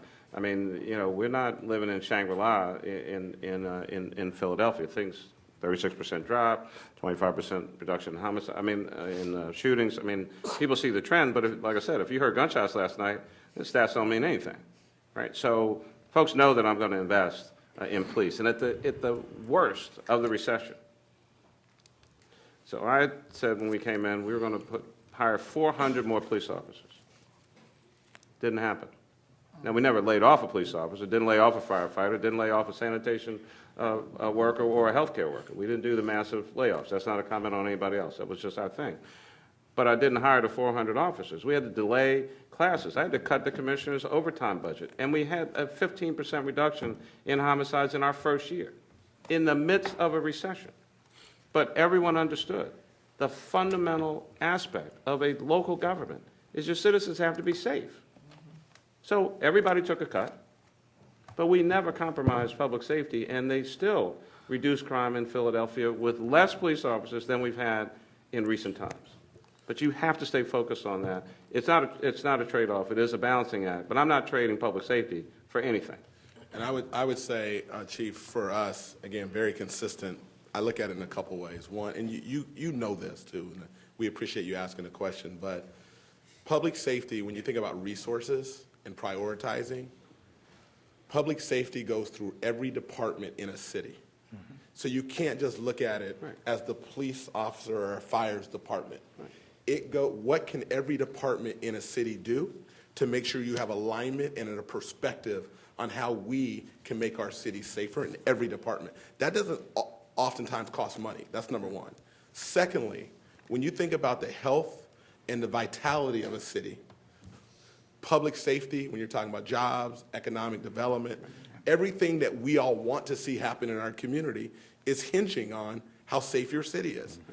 Everybody has a self-interest in that, whether they want to acknowledge it or not. And I think once we do that, then we create this shared vision of where we want to go. And I gave the example, Cedric, you asked me earlier, that if we don't articulate our vision to eventually be 2 officers per 1,000, if we don't get that out there publicly, we'll never work toward that vision. And if the vision is 2 officers per 1,000, it costs $1.5 million for 15 new officers, okay? So if we have a surplus and we don't have that vision out there, then those dollars are going to get spent or lobbied for somewhere else. But if everybody signs off on this shared vision that when the economy is doing well and we have a surplus, we're going to allocate $1.5 million toward 15 more police officers, which get toward that vision. That is very important because we underestimate the public sometimes. If we lay this out there, the public is going to say, that's exactly what we want. If you want better community policing and we need a few more officers to make that happen so they get out of the car and walk their beats and give their business cards and come to the picnic and barbecue and not just in a police officer's role, you have to have more folks to be able to do that. And then the last thing I need to admonish all of us, we got to tell the success. We got to tell the story. We've got to measure what we've done and then articulate it so that people know that investment there's a return on that investment. Thank you very much. The last question from the task force will come from Connie Rice. And for the sake of time, I'd encourage everyone to be as concise as they can be. Thank you. Okay. All right. Trying to be concise. Can you hear me? Yes. I need to know from you expert mayors, your assessment of how well we're communicating with the union leadership of the cops, because there are days when I think I'm okay, and then there are days like today when I think I've completely missed them, and that they're talking this way and I'm talking this way. Do the unions understand what the communities are saying about the need for more understanding from police, or do they see it as just an attack on their rank and file? I'll start. One of the things that, when I talked about legitimacy, this is work that has to be done. And I often talk. I had a meeting with community leaders yesterday, and I talked about this building these relationships of trust between the community and the police. I said, I think we have to think about this like a marriage. You can be married for a long time and not talk. It happens. But if you want it to be solid, if you want hold on. I wouldn't be married for a long time if I wasn't talking. I am not saying that I am either. I just don't want to get in trouble when I get home. I am suggesting that you can have a healthy relationship or you can have an unhealthy relationship. Amen. You're going to be in relationship. It's going to be there, right? It's just a matter of whether you choose it to be healthy or not. And for us to talk, we have to hear each other, and we have to be willing to put in the work. We have to let the police have to hear from communities what they feel when I talked about it before, and we were able to get the homicide rate under 200 for the first time in decades. And I didn't think I was going to be hoisted up on their shoulders, but I thought it would have gotten a better reception. But I would go into communities, and they were mad. They were like, my son is not a criminal. And when I send him to school, he is getting straight A's. I don't want him to feel that he is under siege by the people who are supposed to protect him, that he has to be on guard when I send him to the store.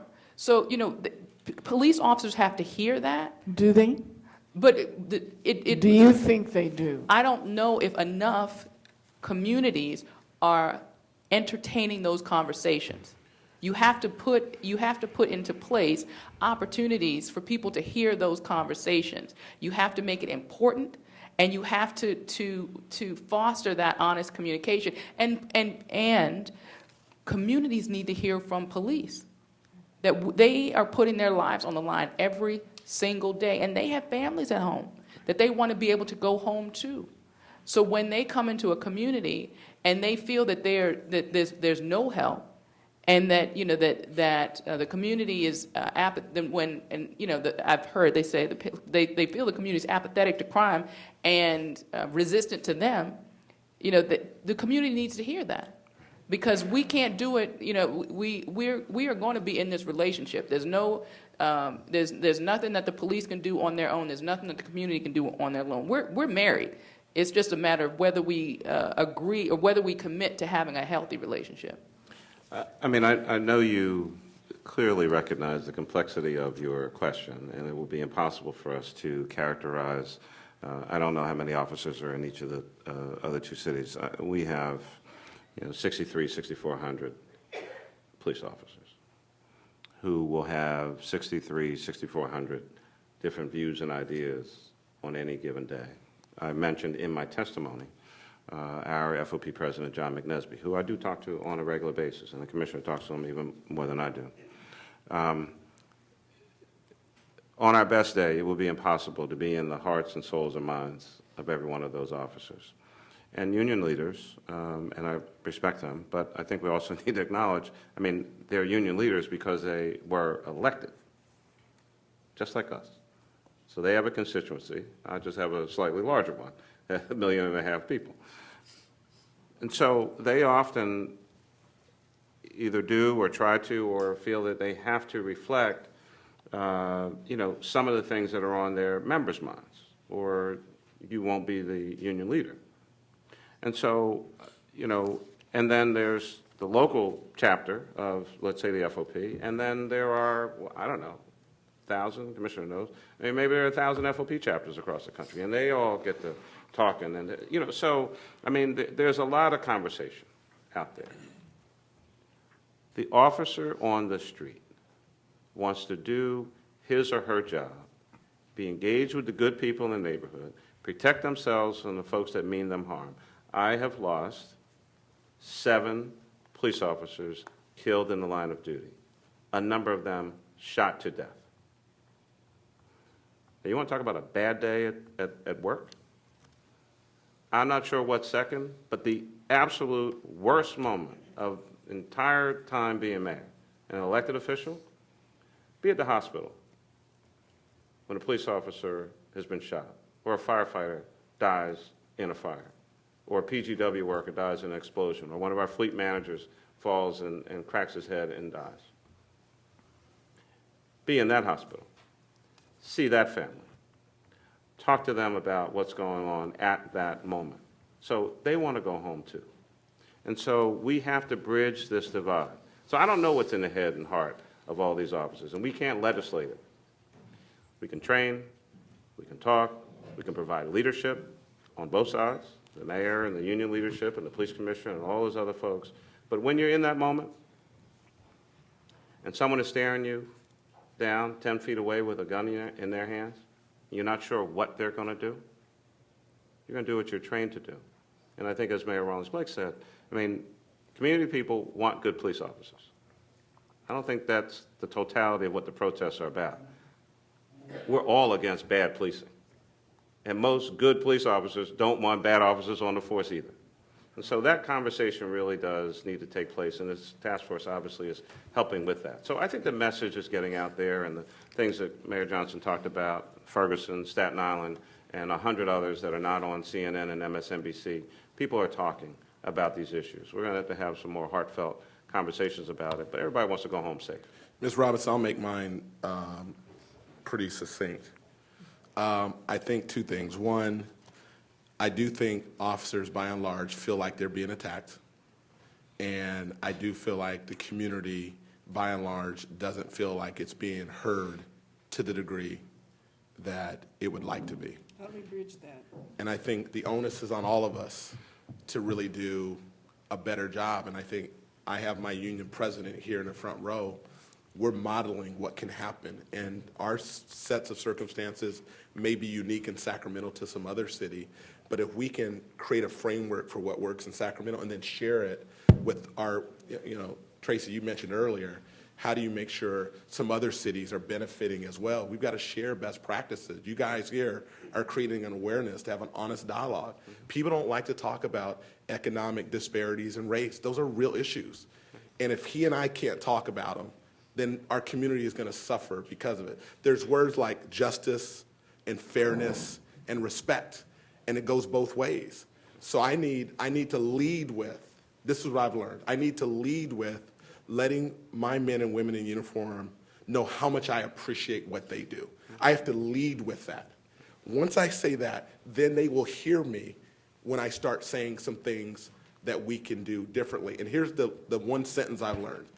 If I sit down with Dustin here and he says that we're doing everything right as a police union, I've got a problem with that. If he says to me, we're a very good police union and we're doing a lot of good things, but we want to be even better, then we've just created an environment where we can work together. Well, thank you all very much, and please let's give a round of applause to this distinguished panel. We have run over in time, so we're going to move directly into audience participation now at this point, and I'll turn it over to Ron Davis.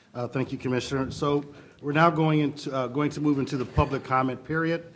There have been cards that have been passed around. People can put their names on. As we told you at the beginning, we wanted this process to be as open as possible. We're also taking comments from online, so we'll kind of go back and forth, take someone from the audience and then someone online. So on the sake of time, I'm going to start the announcements.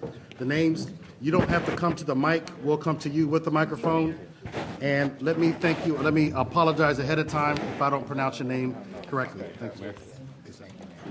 So first person, I'm assuming it's going to be Kimon Freeman, Mayor.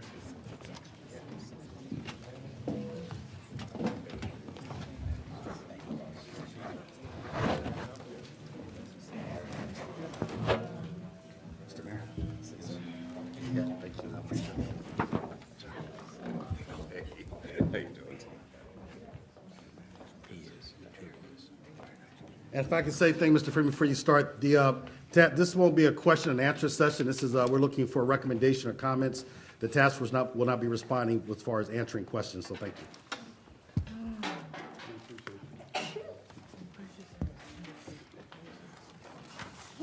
Go ahead. Yes, Jeff, thank you. Okay, Sir. all right, thank you for having us. I've been here all day, and it seems to me, aside from Brother Mayor KJ right here, and I really want to thank him for his being not being PC. Thank you, sir. That's what we need. But except for his testimony, I feel as if we have been in a parallel universe. Do we know why we're here? I mean, do we know why the president convened this task force? It wasn't for us to talk about how good of a job our police are doing, or how much the crime rate has gone down, or how we can do this better. We're here because it's been open season on the murders of unarmed citizens. That's why we're here. Or should I say, we're here because there's been an outrage against that, because this has been going on, the type of policing against people of color in this country for centuries.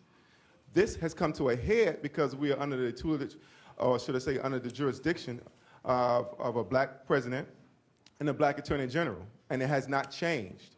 So in lieu of that, it has come to a head because the system seems to be unwilling or incapable of putting a leash on killer cops. It seems as if that no one is actually in charge of the police. At the sake of upsetting a large organization of armed white men, it seems even in New York, as we have seen, that there is a great ocean of divide between the community, the so-called leadership of the police officers, and the police officers themselves. This is unacceptable. How do we do this? We need community control of the police. Mayor KJ has suggested that in an instance of unarmed citizen being killed by the police, that they kick it upstairs to the FBI. Well, we've seen that the FBI and their role has been questionable historically. What we need is community control over the police. The citizenry are basically unaware of their rights in dealing with police officers. We don't have civic education in that regard. And police officers take advantage of that. They are trained to take advantage of that. And there's two types of policing. There's policing for people of color, and there's policing for those who are not. And unfortunately, a lot of people who are not of color do not have a point of reference. They have not been verbally insulted by police officers. They have not been thrown to the ground. They have not been having their car searched or their belongings thrown onto the ground. Doing a traffic stop. 96% of all the arrests in Washington, D.C. is nonviolent. We need to understand this. Broken windows, this is basically acting as a domestic occupying police terrorist force in communities of color for the safety and the comfort of those who are moving in. So settlers displacing natives and their comfort supersedes the quality of life of people of color. And we're here because no one has put a leash on killer cops. So I have 5 recommendations. You have 30 seconds, sir. Here we go. Number 1. We need to have a legitimate citizen review board with the power to fire and indict officers for misconduct. Most cities already have an office of police complaints, as we do here in D.C., but they do not have these powers. They are paper tigers, and we need to give them that power. So they are actually responsible for the people they're serving.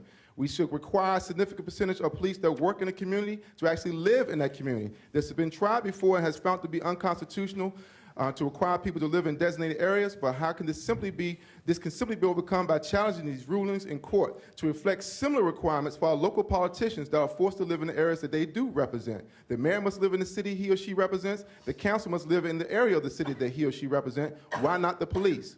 3, have an automatic expulsion clause that dictates that any officer who causes a loss of life of any person who is found to be unarmed and innocent of any wrongdoing to be automatically fired and subject to further prosecution. 4, every year in every city in this country, millions of dollars are awarded in civil lawsuits to settle cases of police misconduct. All of this money comes out of the city's budget. The financial liability should be shared with both the budget of the police department and the salary of the officer in question. I assure you this more than anything else will immediately alter the behavior of road cops. Finally, 5, engage community input into the city negotiations with the all-powerful police unions for any future contracts and add transparency to this procedure. Therefore, we need to get rid of the grand jury system because it's obviously not working. We have not seen one indictment in years with all these cases, and this is why we're here, and this is why the president convened this task force to put a leash on road cops. Thank you. Thank you, Mr. Freeman. I'm going to turn next to a comment from online. Right here, Ron.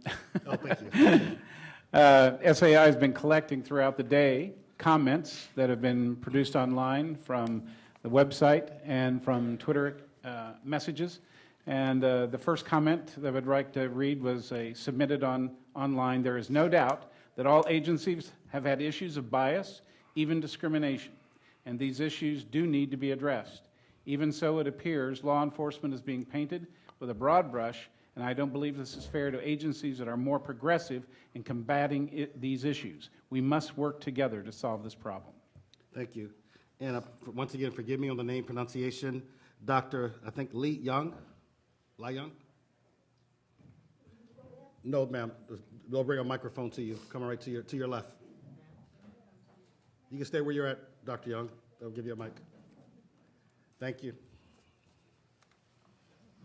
Good afternoon. Thanks for all your presentation. But I request for testimony in comment since early this morning, of course, before 8. And I also represent the index card request again in writing. Hopefully, we have enough time so you can digest what I'm trying to say. I've been here all day, and thanks for all the panelists, and thanks for all the speakers. But the problem, what I heard, is policing, but I rarely heard about social justice.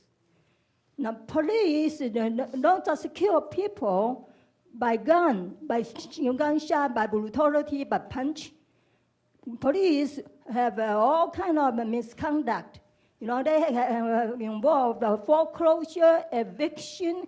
They have sent people to dragging people on the ground, pull people's hair, punch and give people's blood, and probably that's one of the reasons I oppose the death penalty, because they draw people's blood involuntarily by the patient or their family. They don't even get approval, but they draw it by big tubes. So you think that you can imagine they can have a plot, all kind of murder to victimize somebody they don't like.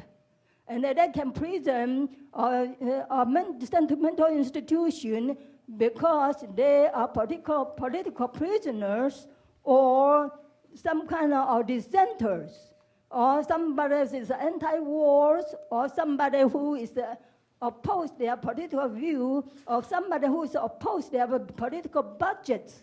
So that's just all kind of things. The police will go to the city hall, will go to the council meeting, will go, of course, what I mean is broadly speaking, law enforcement, they including sheriff or security guard and things like that. And then they will maybe abduct the people who want to testify and abduct them out of the hearing room, or will not even allow them to listen, just listen, not even testify.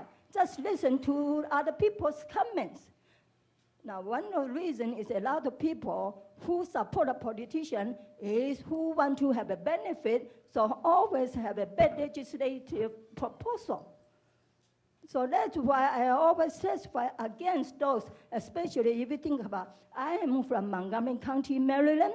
The Montgomery County is supposed to be famous for education, famous for intelligence, famous for prosperity, but that's not the case when you consider the government function and the police. 30 seconds, Dr. Young.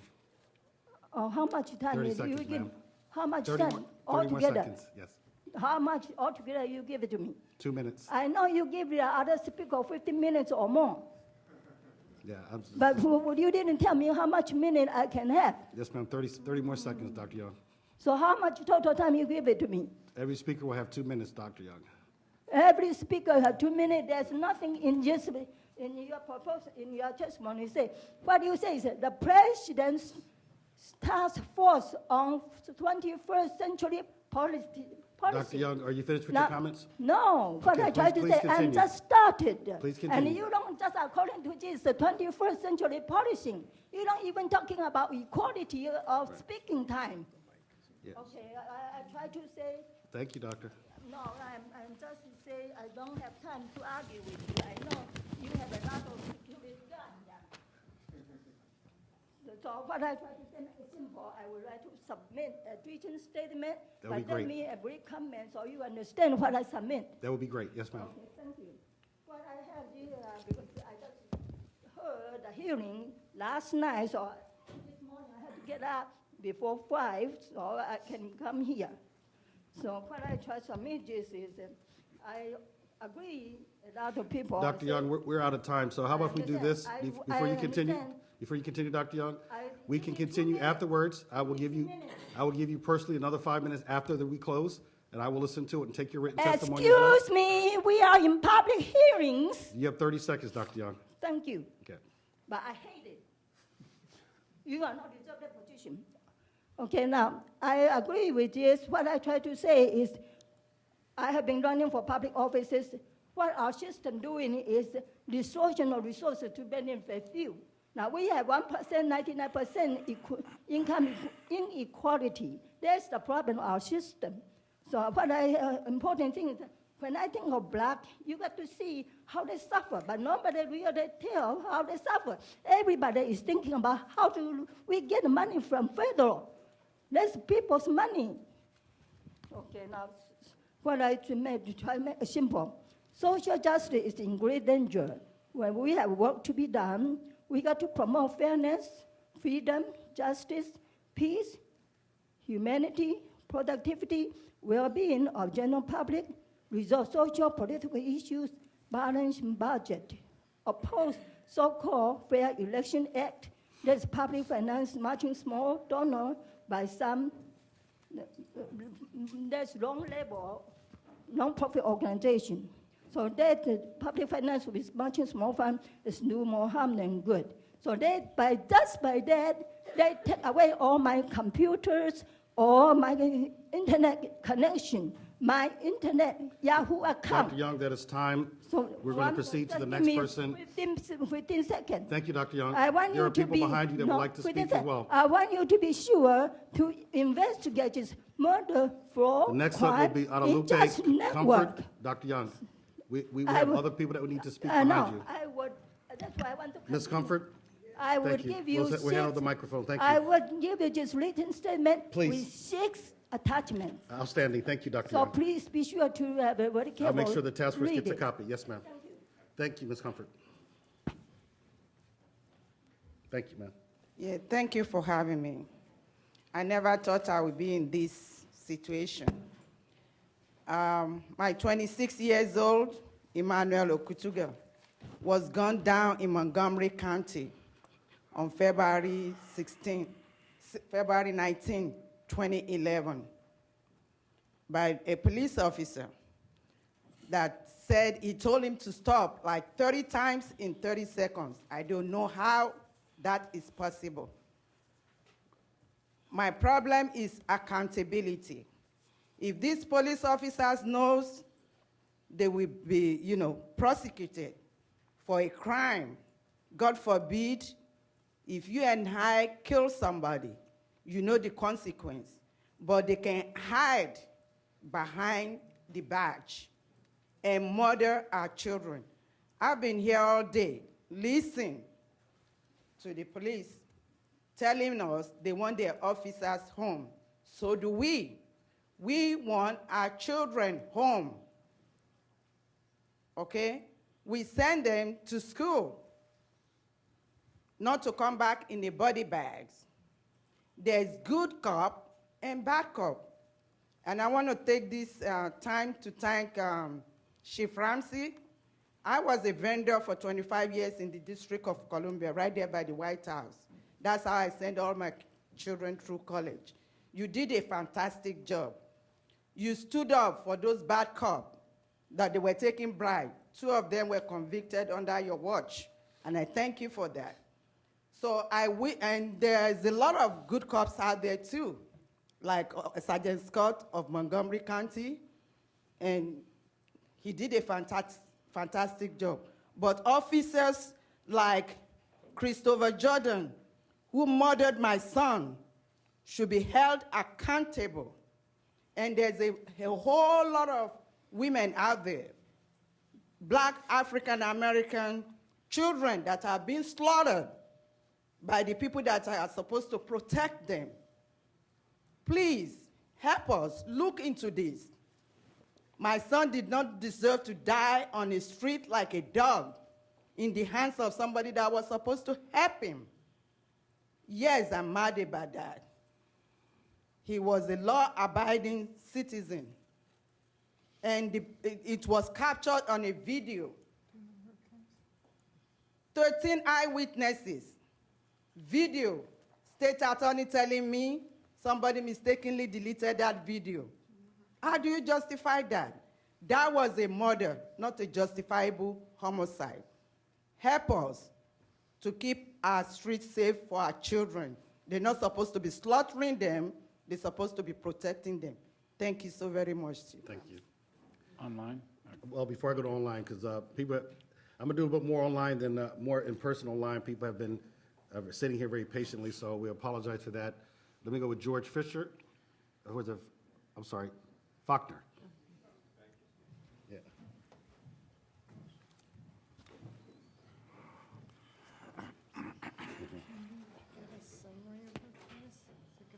Thank you. Just I have one small but very important comment for the Commission regarding any recommendations of forthcoming data collection efforts regarding deadly force on a national scale. And that is that fatalities make up as little as half of the number of officer-involved shootings that actually occur. And the distinction between a fatal and non-fatal incident is not the intent of the officer per se. As many on the Commission know, police are trained, with the very few exceptions, trained to aim for center mass. So whether or not the suspect dies could be impacted by a number of factors, such as the proximity of a hospital or the chance location of the bullet wound. Therefore, if we want to understand the phenomenon of deadly force, police use of deadly force, we should stop referring only to deaths in custody and expand our call to collect all uses of deadly force, all officer-involved shooting incidents on a national scale, including missed incidents, injurious, and deadly force incidents. Thank you. And I'm going to pass the mic to Chip Stewart, who's going to be next. But before James Stewart goes, we'll have his card. I just want to remind the audience that all your comments are actually being captured. They will be presented to the task force in a written format as well. And if you don't have an opportunity to talk today or you're not talking today, still feel free, and we would strongly encourage you to you can go online and provide comments as well. So, James Stewart. Thank you very much, and thanks to the Commission. You're talking about building trust and legitimacy with the community. The one issue that stands out, has been brought up a couple of times today, is when a critical incident occurs where you have a shooting of typically a suspect, and that suspect is unarmed, and that suspect is African American or Latino. And one of the issues that the community has complained about the most that I've seen is that the fact is that when the police disclose any information, they say, well, there's an ongoing investigation, so we can't release any more information other than the name of the person that was shot, and they move on. Now, there's a criminal prosecution that can occur subsequent to that, but I want to direct your attention to something that I consider more important, because it is the changing of a police department, and that is that the internal investigation or the independent investigation of that shooting to see whether it's justifiable or non-justifiable, that is a legal finding. That should be left up to the prosecutor and to the coroner. What the police department ought to take a look at is whether it's in compliance or out of compliance with the departmental policies, training, procedures, and best practices and tactical judgments. That has not been the case by most police departments. They merely look at the situation, they say, at the moment the trigger was pulled, it was justifiable. And what I suggest is an independent investigation to show what the precursor incidents were that brought the officer into contact with the individual, the circumstances that happened, and whether there were any moments to de-escalate or to alter the tactics that occurred. That can only be done by a separate and independent investigation. I want to direct your attention to two locations. 30 seconds. Okay. Let me just say that the use of Force Review Board can make that finding, or an independent investigator can come in and make that finding. It doesn't have to be a special prosecutor. The role model is Las Vegas Police Department, which actually has 4 civilians who are voting members of the Use of Force Board and 3 sworn officers. I don't know of any other department in the United States that offers that, and that's why I'm bringing that up. But in order to make an informed judgment, they have to have an independent investigation. Thank you very much. Thank you. We'll go to online. Okay, we have a Twitter message from the National Council of Churches. Mass incarceration is the civil rights issue of the 21st century. One more. Next one, we recommend body cameras for police and for federal funding for communities that cannot afford them. Okay, next in the audience, I have Dr. Stephanie Myers. Oh, thank you, Doctor.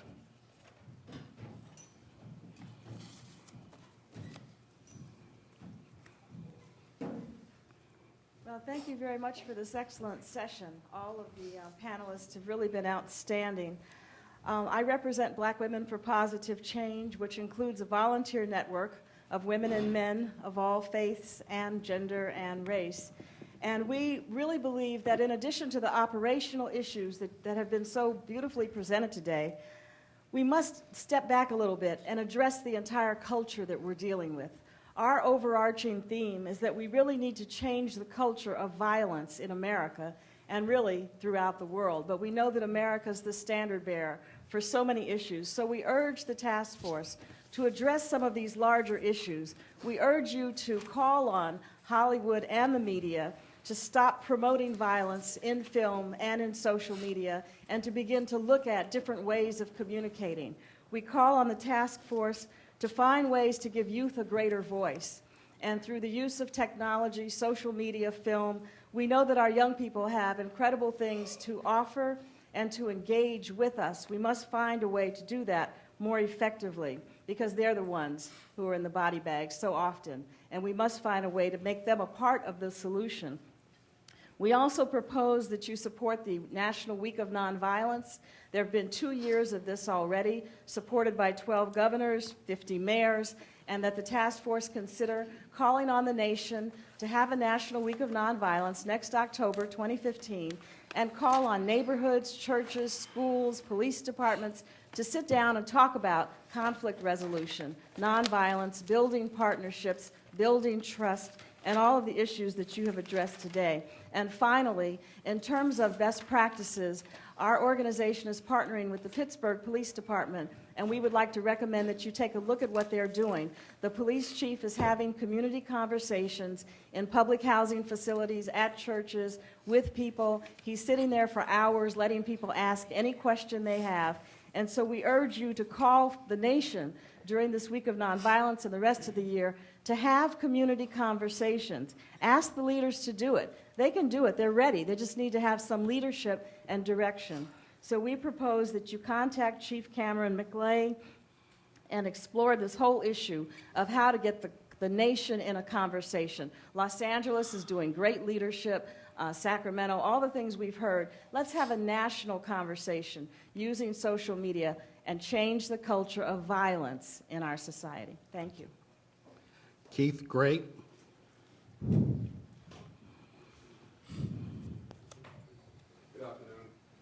Everyone hear me? There we go. Good afternoon. I'd like to thank everyone for being here. Thank you for this commission. It's been a very good day. I've been here all day. And I'd like to say to you, thank you for coming and thank you for being able to maintain your composure and to see that there are good officers and bad officers as well. And we're very sorry for your loss. Again, my name is Keith Gray. I'm a former D.C. police officer, also a former educator. Prior to entering the force, I was an educator, the K-12 system, also taught at a university in Hillsborough County, University of South Florida.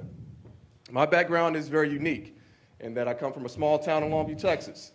I hated cops growing up, but I always liked this one cop who was a detective. Came to my class, it was actually one of my classmates' father. And I said, I want to be a detective one day. That's exactly what I did. I spent 5 years in the Metropolitan Police Department after this gentleman's reign, but we benefited from everything. I was over in the 8th Street corridor, 5th District. Whenever you take a visit to 8th Street now, and you see what it is now, you're able to walk on the streets at night, that was my work. That was me and my partner's work, okay? That's why.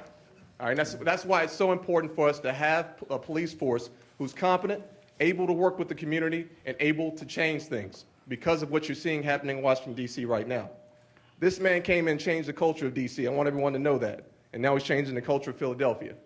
And we thank him for that. But again, from a small town in Longview, Texas, I came here and joined the police force. And since I wasn't part of the police force, I joined at a later time.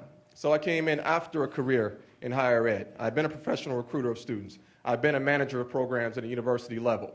I started to work on my PhD. I said, I want to be a cop. I still wanted to be a cop. It never, ever went away. After I graduated from American University in undergrad, I spent time, I was very blessed to go, I played basketball professionally, traveled the world. Every police department I paid attention to, they were all centralized. This is the only country, first world country, where you have a decentralized policing structure. And having things like this in place to where you can bring a uniformity to police work is very, very imperative. Just like, for example, some gentleman mentioned the TSA, the formation of TSA. What happened before 9/11? Every single airport, they had private security. 30 seconds. And now you have uniformity. You know what to expect. I can take this. I can take my flask with me. I can't take my flask. You know exactly what you can take on that plane now because of the uniformity of that. But I want to make three quick recommendations. First is change the culture of law enforcement. It has to be changed from the inside. We have to put it on our shoulders. The gentleman, Chief Canterbury, who was sitting here, it made me cringe to say that we did not have responsibility, or it was not important enough for us to put it on our shoulders as law enforcement officers to be professional. It is our profession, all right? We don't expect the community to be as professional as we are. We are the professionals at being police. So we have to put it on our shoulders. So the culture of police work has to change. Officers can no longer be subjected to minor backlash and minor offenses because they're doing something out of the realm. What happened with me on police work, I got 10 tired. seconds, Mr. Gray. Sorry. Sorry? You're down to 10 seconds. Okay. What happened with me is I got tired of enforcing laws that I did not believe in. So I changed. I'm now a small business owner, and this is what I plan to do as a work of mine. This is my civil rights movement, connecting the community with police again. Thank you for your time. Thank you. Edwin Raymond.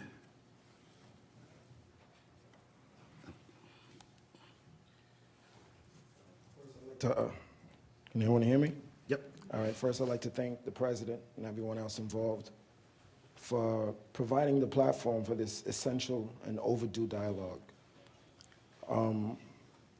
I came here today with my good friend Jim St. Germain. We are both co-founders of a nonprofit that's just starting up. It's called Plot, Preparing Leaders of Tomorrow. And earlier, one of the panelists stated, with the way in which community members are treated, why would a young black man want to join the police force? And theoretically, it makes complete sense, and statistically, she's accurate. But I'm actually one of the few young black men that decided, despite of the treatment, to join the force. I've been a police officer for 7 years, and I do my job honorably. One of the things that all the panelists mentioned was diversity, the importance of diversity in our police departments. It is important, but unfortunately, it's completely undermined if there's existing policy that doesn't allow it to flourish. And I'm speaking as someone with front row seats to the madness. Where I work, it's the most diverse police department probably in the world. And that the beauty in that is completely taken away because of inherently racist policy. Stop, question, and frisk was very popular recently. I'll share some numbers. 2011, 700,000 stop, question, and frisk, 515 homicides. The existing administration then said those stops were the reason for the decrease in murder. Last year, 2014, less than 50,000 stopped, 326 homicides, 37% drop. The critics said, you know, they'll eat each other in Brownsville, Brooklyn if we don't stop, question, and frisk them. But obviously that's not true because 600,000 less and homicide still drops. And the broken windows theory is another thing that it's counterintuitive, the truth. Theoretically, it seems to make sense. If you go after the small things, the big things will sort themselves out. But the last 2 weeks in New York City has exposed the truth, which is, what the media refers to as a slowdown. Homicide nothing increased. There's no anarchy in the streets of Bed-Stuy, and despite of this slowdown. 30 seconds, sir. Okay, I want to finish with critique. Now I want to finish with a recommendation. Critical race theory. I recently took a course in John Jay College, anthropology course, Policing a Multi-Ethnic Society, in which critical race theory is what's being taught. I want to share quick testimony from one of my colleagues who took the course. He says, "My name is Raymond Shea. I'm a member of the New York City Police Department, as well as a current student in John Jay. During my fall 2014 semester in John Jay, I attended an anthropology class called Policing a Multiracial Society, where critical race theory is learned. I found the class I took was exceptionally beneficial towards my work as a police officer. Learning about the culture and history of Black discrimination allowed me to understand why members of underprivileged Black communities distrust the police. Although many police officers see themselves as racially colorblind, governmental policies promote racial discrimination and targets impoverished neighborhoods. Prior to taking this class, I had little to no knowledge of discriminatory actions against Black people. As an Asian American growing up in a predominantly white neighborhood, I was never exposed to intensive policing and social disenfranchisement these penalties caused. I used to believe that everyone arrested were perpetrators of the law and hardened criminals should not be reintegrated back into society.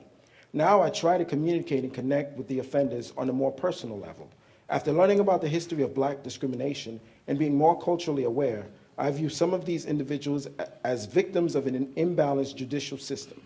This class has been exceptionally beneficial for me as a police officer and has allowed me to understand and communicate with the communities I work in. I strongly recommend this class for officers to expand their knowledge of various and diverse neighborhoods in New York City. Thank you. Thank you, Mr. Raymond. I have one card here I'm going to read. There's no name, but there's a comment, so whoever wrote the card, I'll read the comment publicly. It states, more training is needed to better integrate soldiers into community policing. They often can approach their job and the community from a high intensity, high danger perception instead of a more community police position. We'll take two more from online, and then I'll turn it back over to the co-chairs. Jim? From the National Association of School Resource Officers, trained SROs along with community policing-centric patrol force, de-escalation training combined with body cameras is the solution.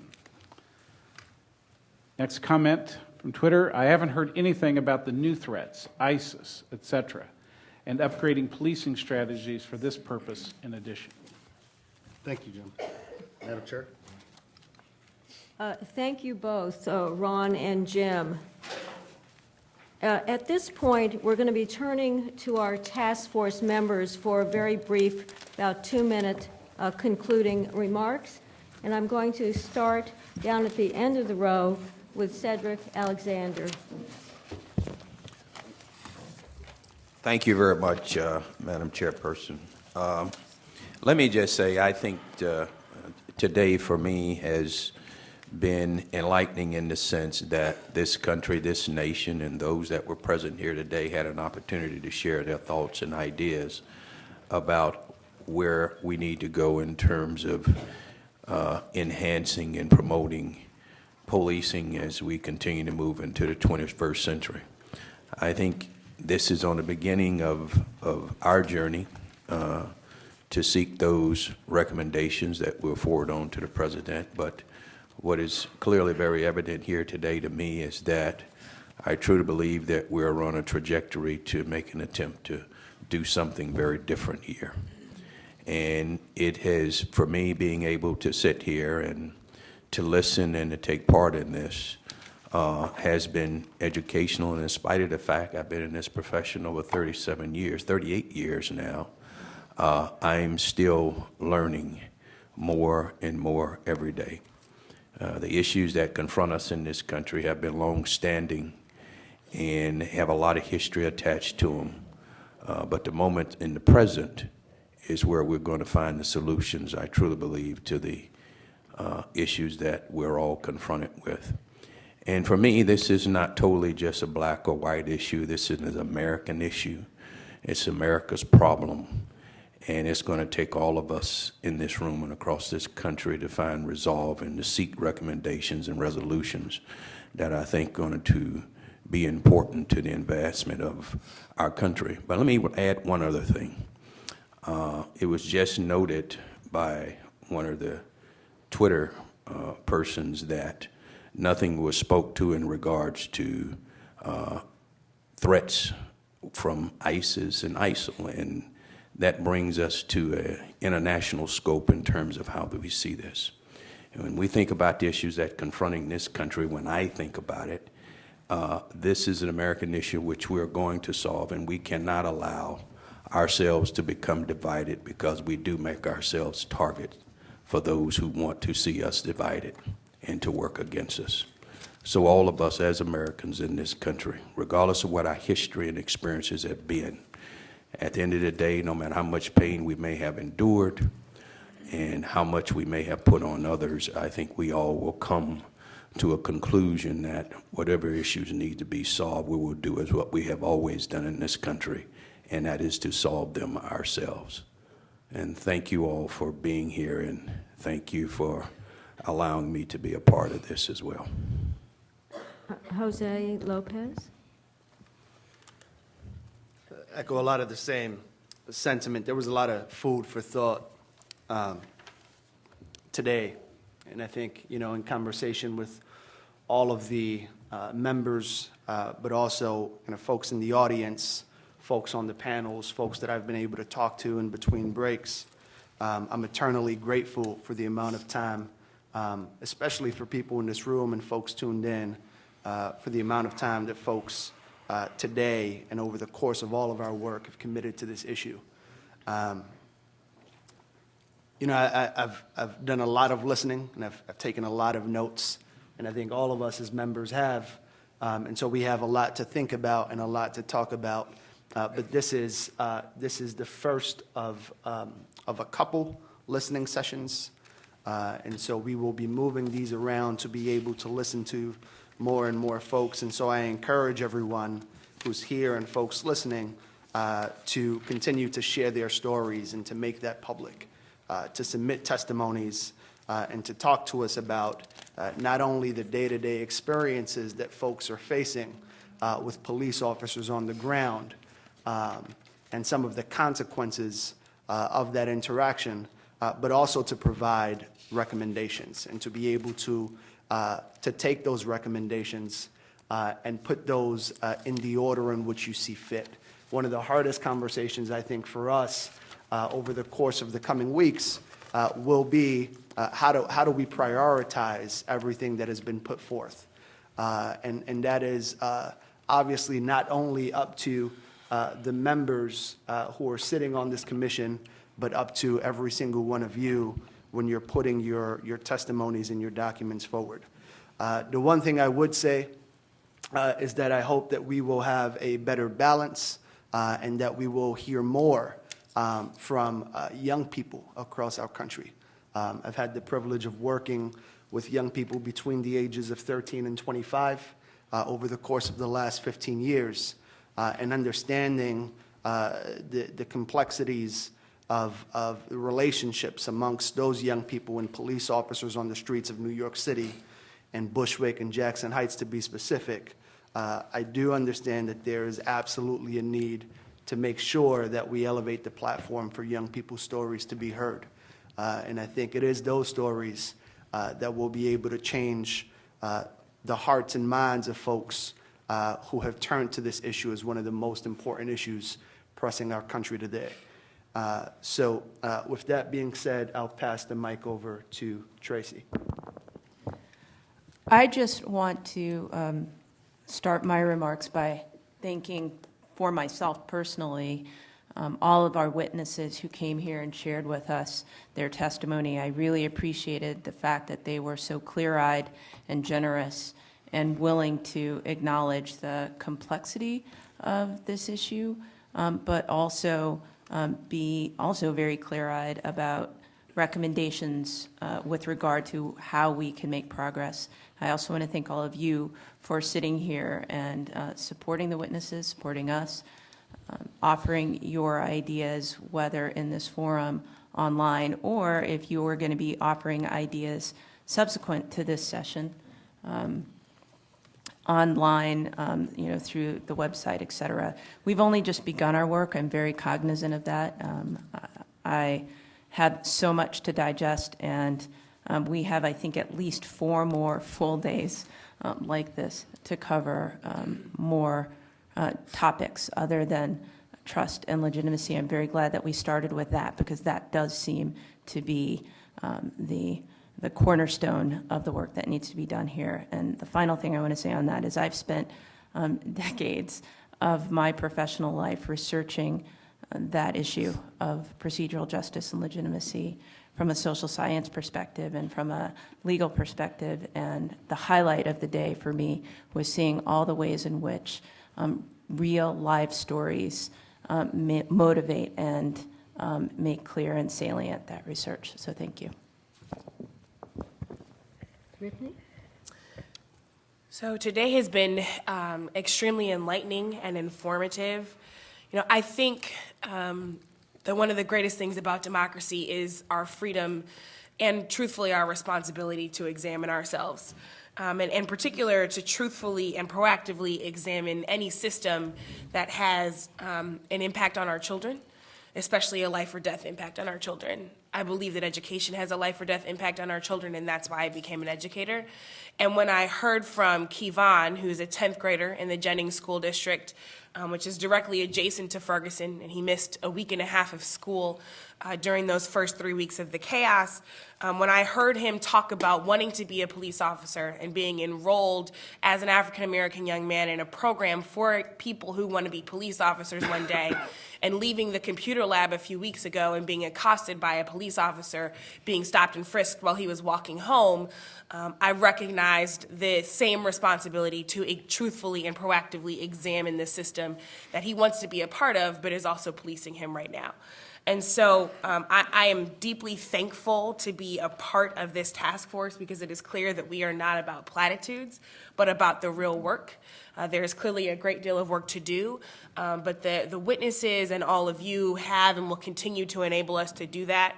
I'm in particular thankful for all of the perspectives that are unlike mine that I heard today, perspectives like Lieutenant Peralta's and Mr. Ray and Raymond, as folks involved in law enforcement, which is a profession that I am not involved in, but who had very thoughtful and proactive suggestions for how we can move forward. Those are the things that I'll really be turning over in my head tonight, because we want to make sure that this is not an echo chamber, but a truly diverse compilation of ideas and thoughts. So thank you for all that folks have contributed, and I'm looking forward to getting the real work done.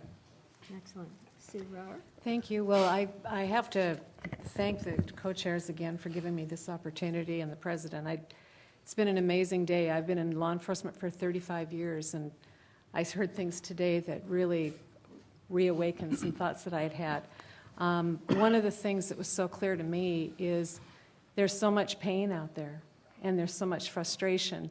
And I think that really resonated today, and I think that's why we're struggling so much, is there's so much pain on the part of mothers who have lost children, and there's pain on the part of police officers who have lost partners and loved ones. So we start from that position of pain, and I think that makes it more difficult to approach this in a clear-headed way. But I think the structure of this panel is going to help us work through that.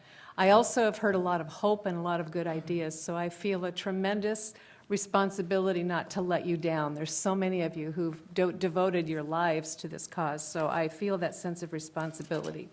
I know the task force is going to do good work. In addition to that, I am looking forward to taking the insights I've gained even just today to apply it to the next generation of police officers that I'm responsible for training in the state of Washington. I really appreciate this opportunity. Connie Rice?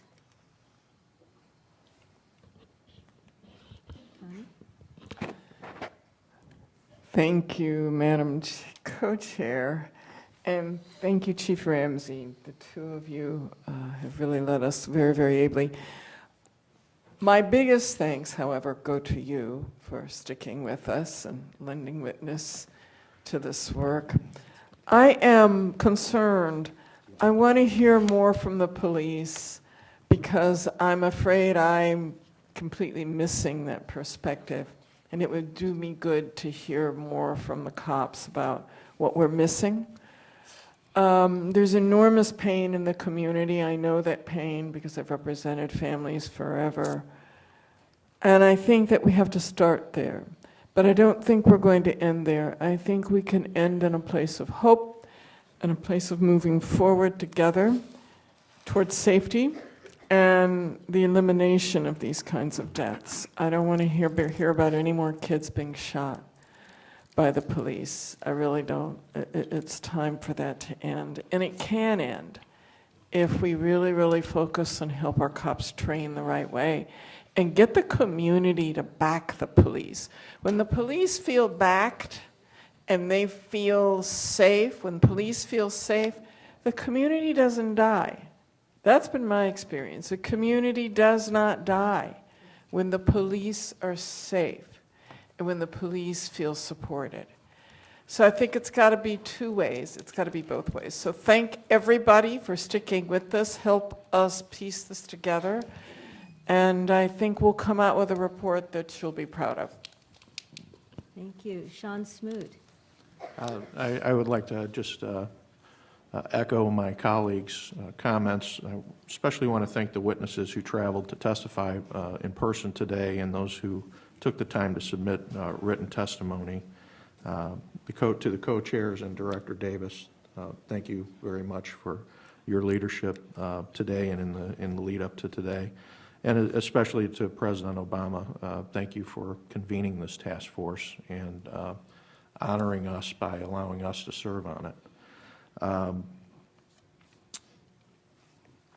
Thank you to those of you who did attend today in person, and I know that there are literally thousands of people who attended this listening hearing online, and your comments will be summarized for us and provided to us, and so you will be heard as well, even though you maybe couldn't travel here to testify before the task force. Speaking for myself, I certainly learned a lot today and also recognize, as I think my colleagues do as well, that we have a lot more to learn. I really appreciate the solid recommendations that we got today, and I think we've probably been able to identify some areas where we didn't get solid recommendations, and so I would encourage those of you who may have been watching online or on television, if you have one, you can certainly submit one through the COPS webpage. I was really struck, and thank you for your comments, Connie. I don't think we're going to end with hope. Today was the first real day of hearings. I'm starting with hope. I was very struck by the last panel that we heard from, the mayors, which is surprising for anyone who would know me. Not only for recognizing the importance of working together with police officers, their elected representatives, but also elected representatives of the community and community leaders and mayors. And to the point, not only was it recognized, it was exemplified today when the mayor of Sacramento actually brought the police union president with him as his companion to the hearing. Very striking and also, I think, a great example and a great cause for all of us to have the hope that moving forward together we can make really good progress on reestablishing trust and strengthening trust in communities where we need to, while we continue to do the work of ensuring everyone's safety. So, thank you. Brian Stevenson? Well, I'd like to just publicly thank the COP staff for getting this really diverse and, I think, thoughtful group of witnesses before us and before the people who are watching this public hearing. I was really impressed and really pleased by the testimony that we heard. I especially appreciated the witnesses who provided us with very specific recommendations, and I just would like to underline the utility of that, because we're on a very short timeline, that when we get very particular specific recommendations, it really does elevate our ability to kind of to advise the President and our nation's leaders on how best to get out of this place of pain and frustration into a place of more hope and health. And I'm very excited about that. I'm very hopeful about that. I think we've had a very productive day. I also want to add my voice of thanks to the people who are here, and particularly these police officers who came, who provide us direct perspectives of their experience. We have several African-American police officers who really said some really insightful, thoughtful, helpful things for me to hear about your experiences in law enforcement, as well as family members who have lost loved ones to police violence. Those perspectives are critically important as we kind of find our way through these really complex and difficult issues. But I'm grateful that everyone's put so much time. I think it was a very engaged day, and that kind of engagement is very energizing to those of us on this task force who want to produce the best recommendations we possibly can. And so I thank you for energizing our work and our time together. Thank you. And Chief Villasenor. I'll try and keep my comments short because I know that I'm the last one here, but I've heard a couple of my fellow panel members talk about pain, and I heard the pain in some of the voices that were talking today. And I think that's apropos because as a parent, I know that you can't have growth without pain. And we need to grow as a profession. We need to make sure that we're listening to the pain that's out there and incorporating it into our process changes. But those process changes also need to be based on fact and truth and not merely anecdotal information. We need to look into all the issues. And I heard out there earlier about and it has floored me since this conversation started, that we as a profession don't track all lethal use of force data. When I found that out, that was a shock to me as well. And so there's changes that need to take place. And we need to be responsible as a profession and lead the way on those changes because that's our responsibility. And so I just thank you for taking the time to spend with us today, and I thank you for your input. Commissioner Ramsey. Well, let me start by first thanking all of you for being here, especially those of you that have been here all day, because I know it's been a long day, but it's been a very good day. And whether you are here personally or whether you watched on television or online, thank you so much, because your participation is crucial to the work of this task force. We need your participation. We need your thoughts. I've been in policing now for more than 46 years, and I've learned a lot during that period of time, and I learned something today. And I learned something because I had an opportunity to listen to many people from very diverse backgrounds that have different opinions, many opinions that are different from mine. But listening, which is a skill that all of us could probably use a lot more of. Listening, opening up our minds, and re-examining how we think about things is very, very important. The events over the past few months have brought us here today, but it's also the events over the past few months have given us an opportunity to create a better police department across the country, to create better, stronger relationships, to bridge gaps that have gone unattended for far too long. So we need to hear these voices, and as we proceed in this work that the President has given us, we need to continue this dialogue, and you all need to continue to be involved, whether you can attend future meetings or not. There are ways in which you can stay involved, and we encourage you to do so. We had a lot of very specific recommendations. We had people that came with grievances, but even though they came with grievances, they also offered recommendations. I can't tell you how much that means to all of us. Now, we have great staff here. We've all taken copious notes, but they've been recording every single thing. So even information coming in online, we will see it as task force members. and be in a position to be able to start prioritizing and start formulating the report that's due to the President. So I look forward to it. I think this is a great opportunity for change, significant change, and I can tell you one thing. On behalf of this task force, none of us would be here today if we did not believe it was possible and if we weren't serious about this work. Status quo is unacceptable, and I think we all realize that, and we will move forward as a result of that. Thank you. Brittany raised an important point, and that is that in a democracy, we look at the need for change. And thank you, Brittany, for raising that. But one thing we need to reflect on is that that kind of self-examination is really tough. Think about it in your own lives. It's very hard to be self-reflective and to do that in an honest way. Today was tough.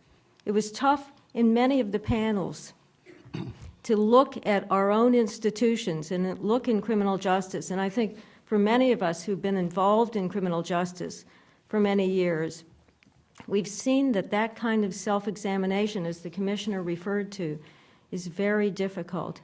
So today has been a long day, and I also want to join my colleagues in thanking all of you who've been here throughout these many hours and those online who've been joining us over the day. But I think this kind of endeavor is very worthwhile, and this kind of investment in looking hard at very tough issues. So I join my colleagues again in thanking all of you and thanking the COPS office, Ron Davis and his great team, for helping us in going down this road. And with that, Ron, let me turn to you for your final comments. Okay. Thank you, Madam Chair, and thank everyone for being here. Let me start with something that Brian said I just want to reinforce and say time and time again, and that is thank you to the COPS office staff for putting this together. Obviously, the President announced this on December 1st. The executive order was signed and the task force members named on December 18th. And here we are today in the second week of January. And I think all that shows the sense of urgency, the priority, the importance of it. So I want to thank my team for the outstanding work that they've done. And just to give you a sense of, for those who have been here most of today, this is the first of 6. There are 5 more listening sessions like this. And so when you think about the robust, the testimonies, the discussions, how much, I just think of my 28 years of law enforcement, now a year at the Department of Justice, how much I learned just today. I'm really excited about the future public sessions and hearings. Brittany mentioned something about this self-evaluation, and I've always had a phrase when we do evaluations, the COPS office does evaluations around the country, and that is the truth hurts, but selective ignorance is fatal. And so those who fail to want to identify what's wrong with them eventually will, are kind of, sense for they're set up for doom. And so we do want to know the truth. We do want people to come forward. It may make us cringe depending on our perspectives, but the truth does hurt, but selective ignorance is fatal. So let me tell you what was coming down the pike. So we had the robust discussion today. The co-chair mentioned that this is all taped. And so what will happen now on January 21st from 5 to 7, and that's Eastern Standard Time, we will have another public hearing, but it will be a teleconference, which is a public hearing open to the public.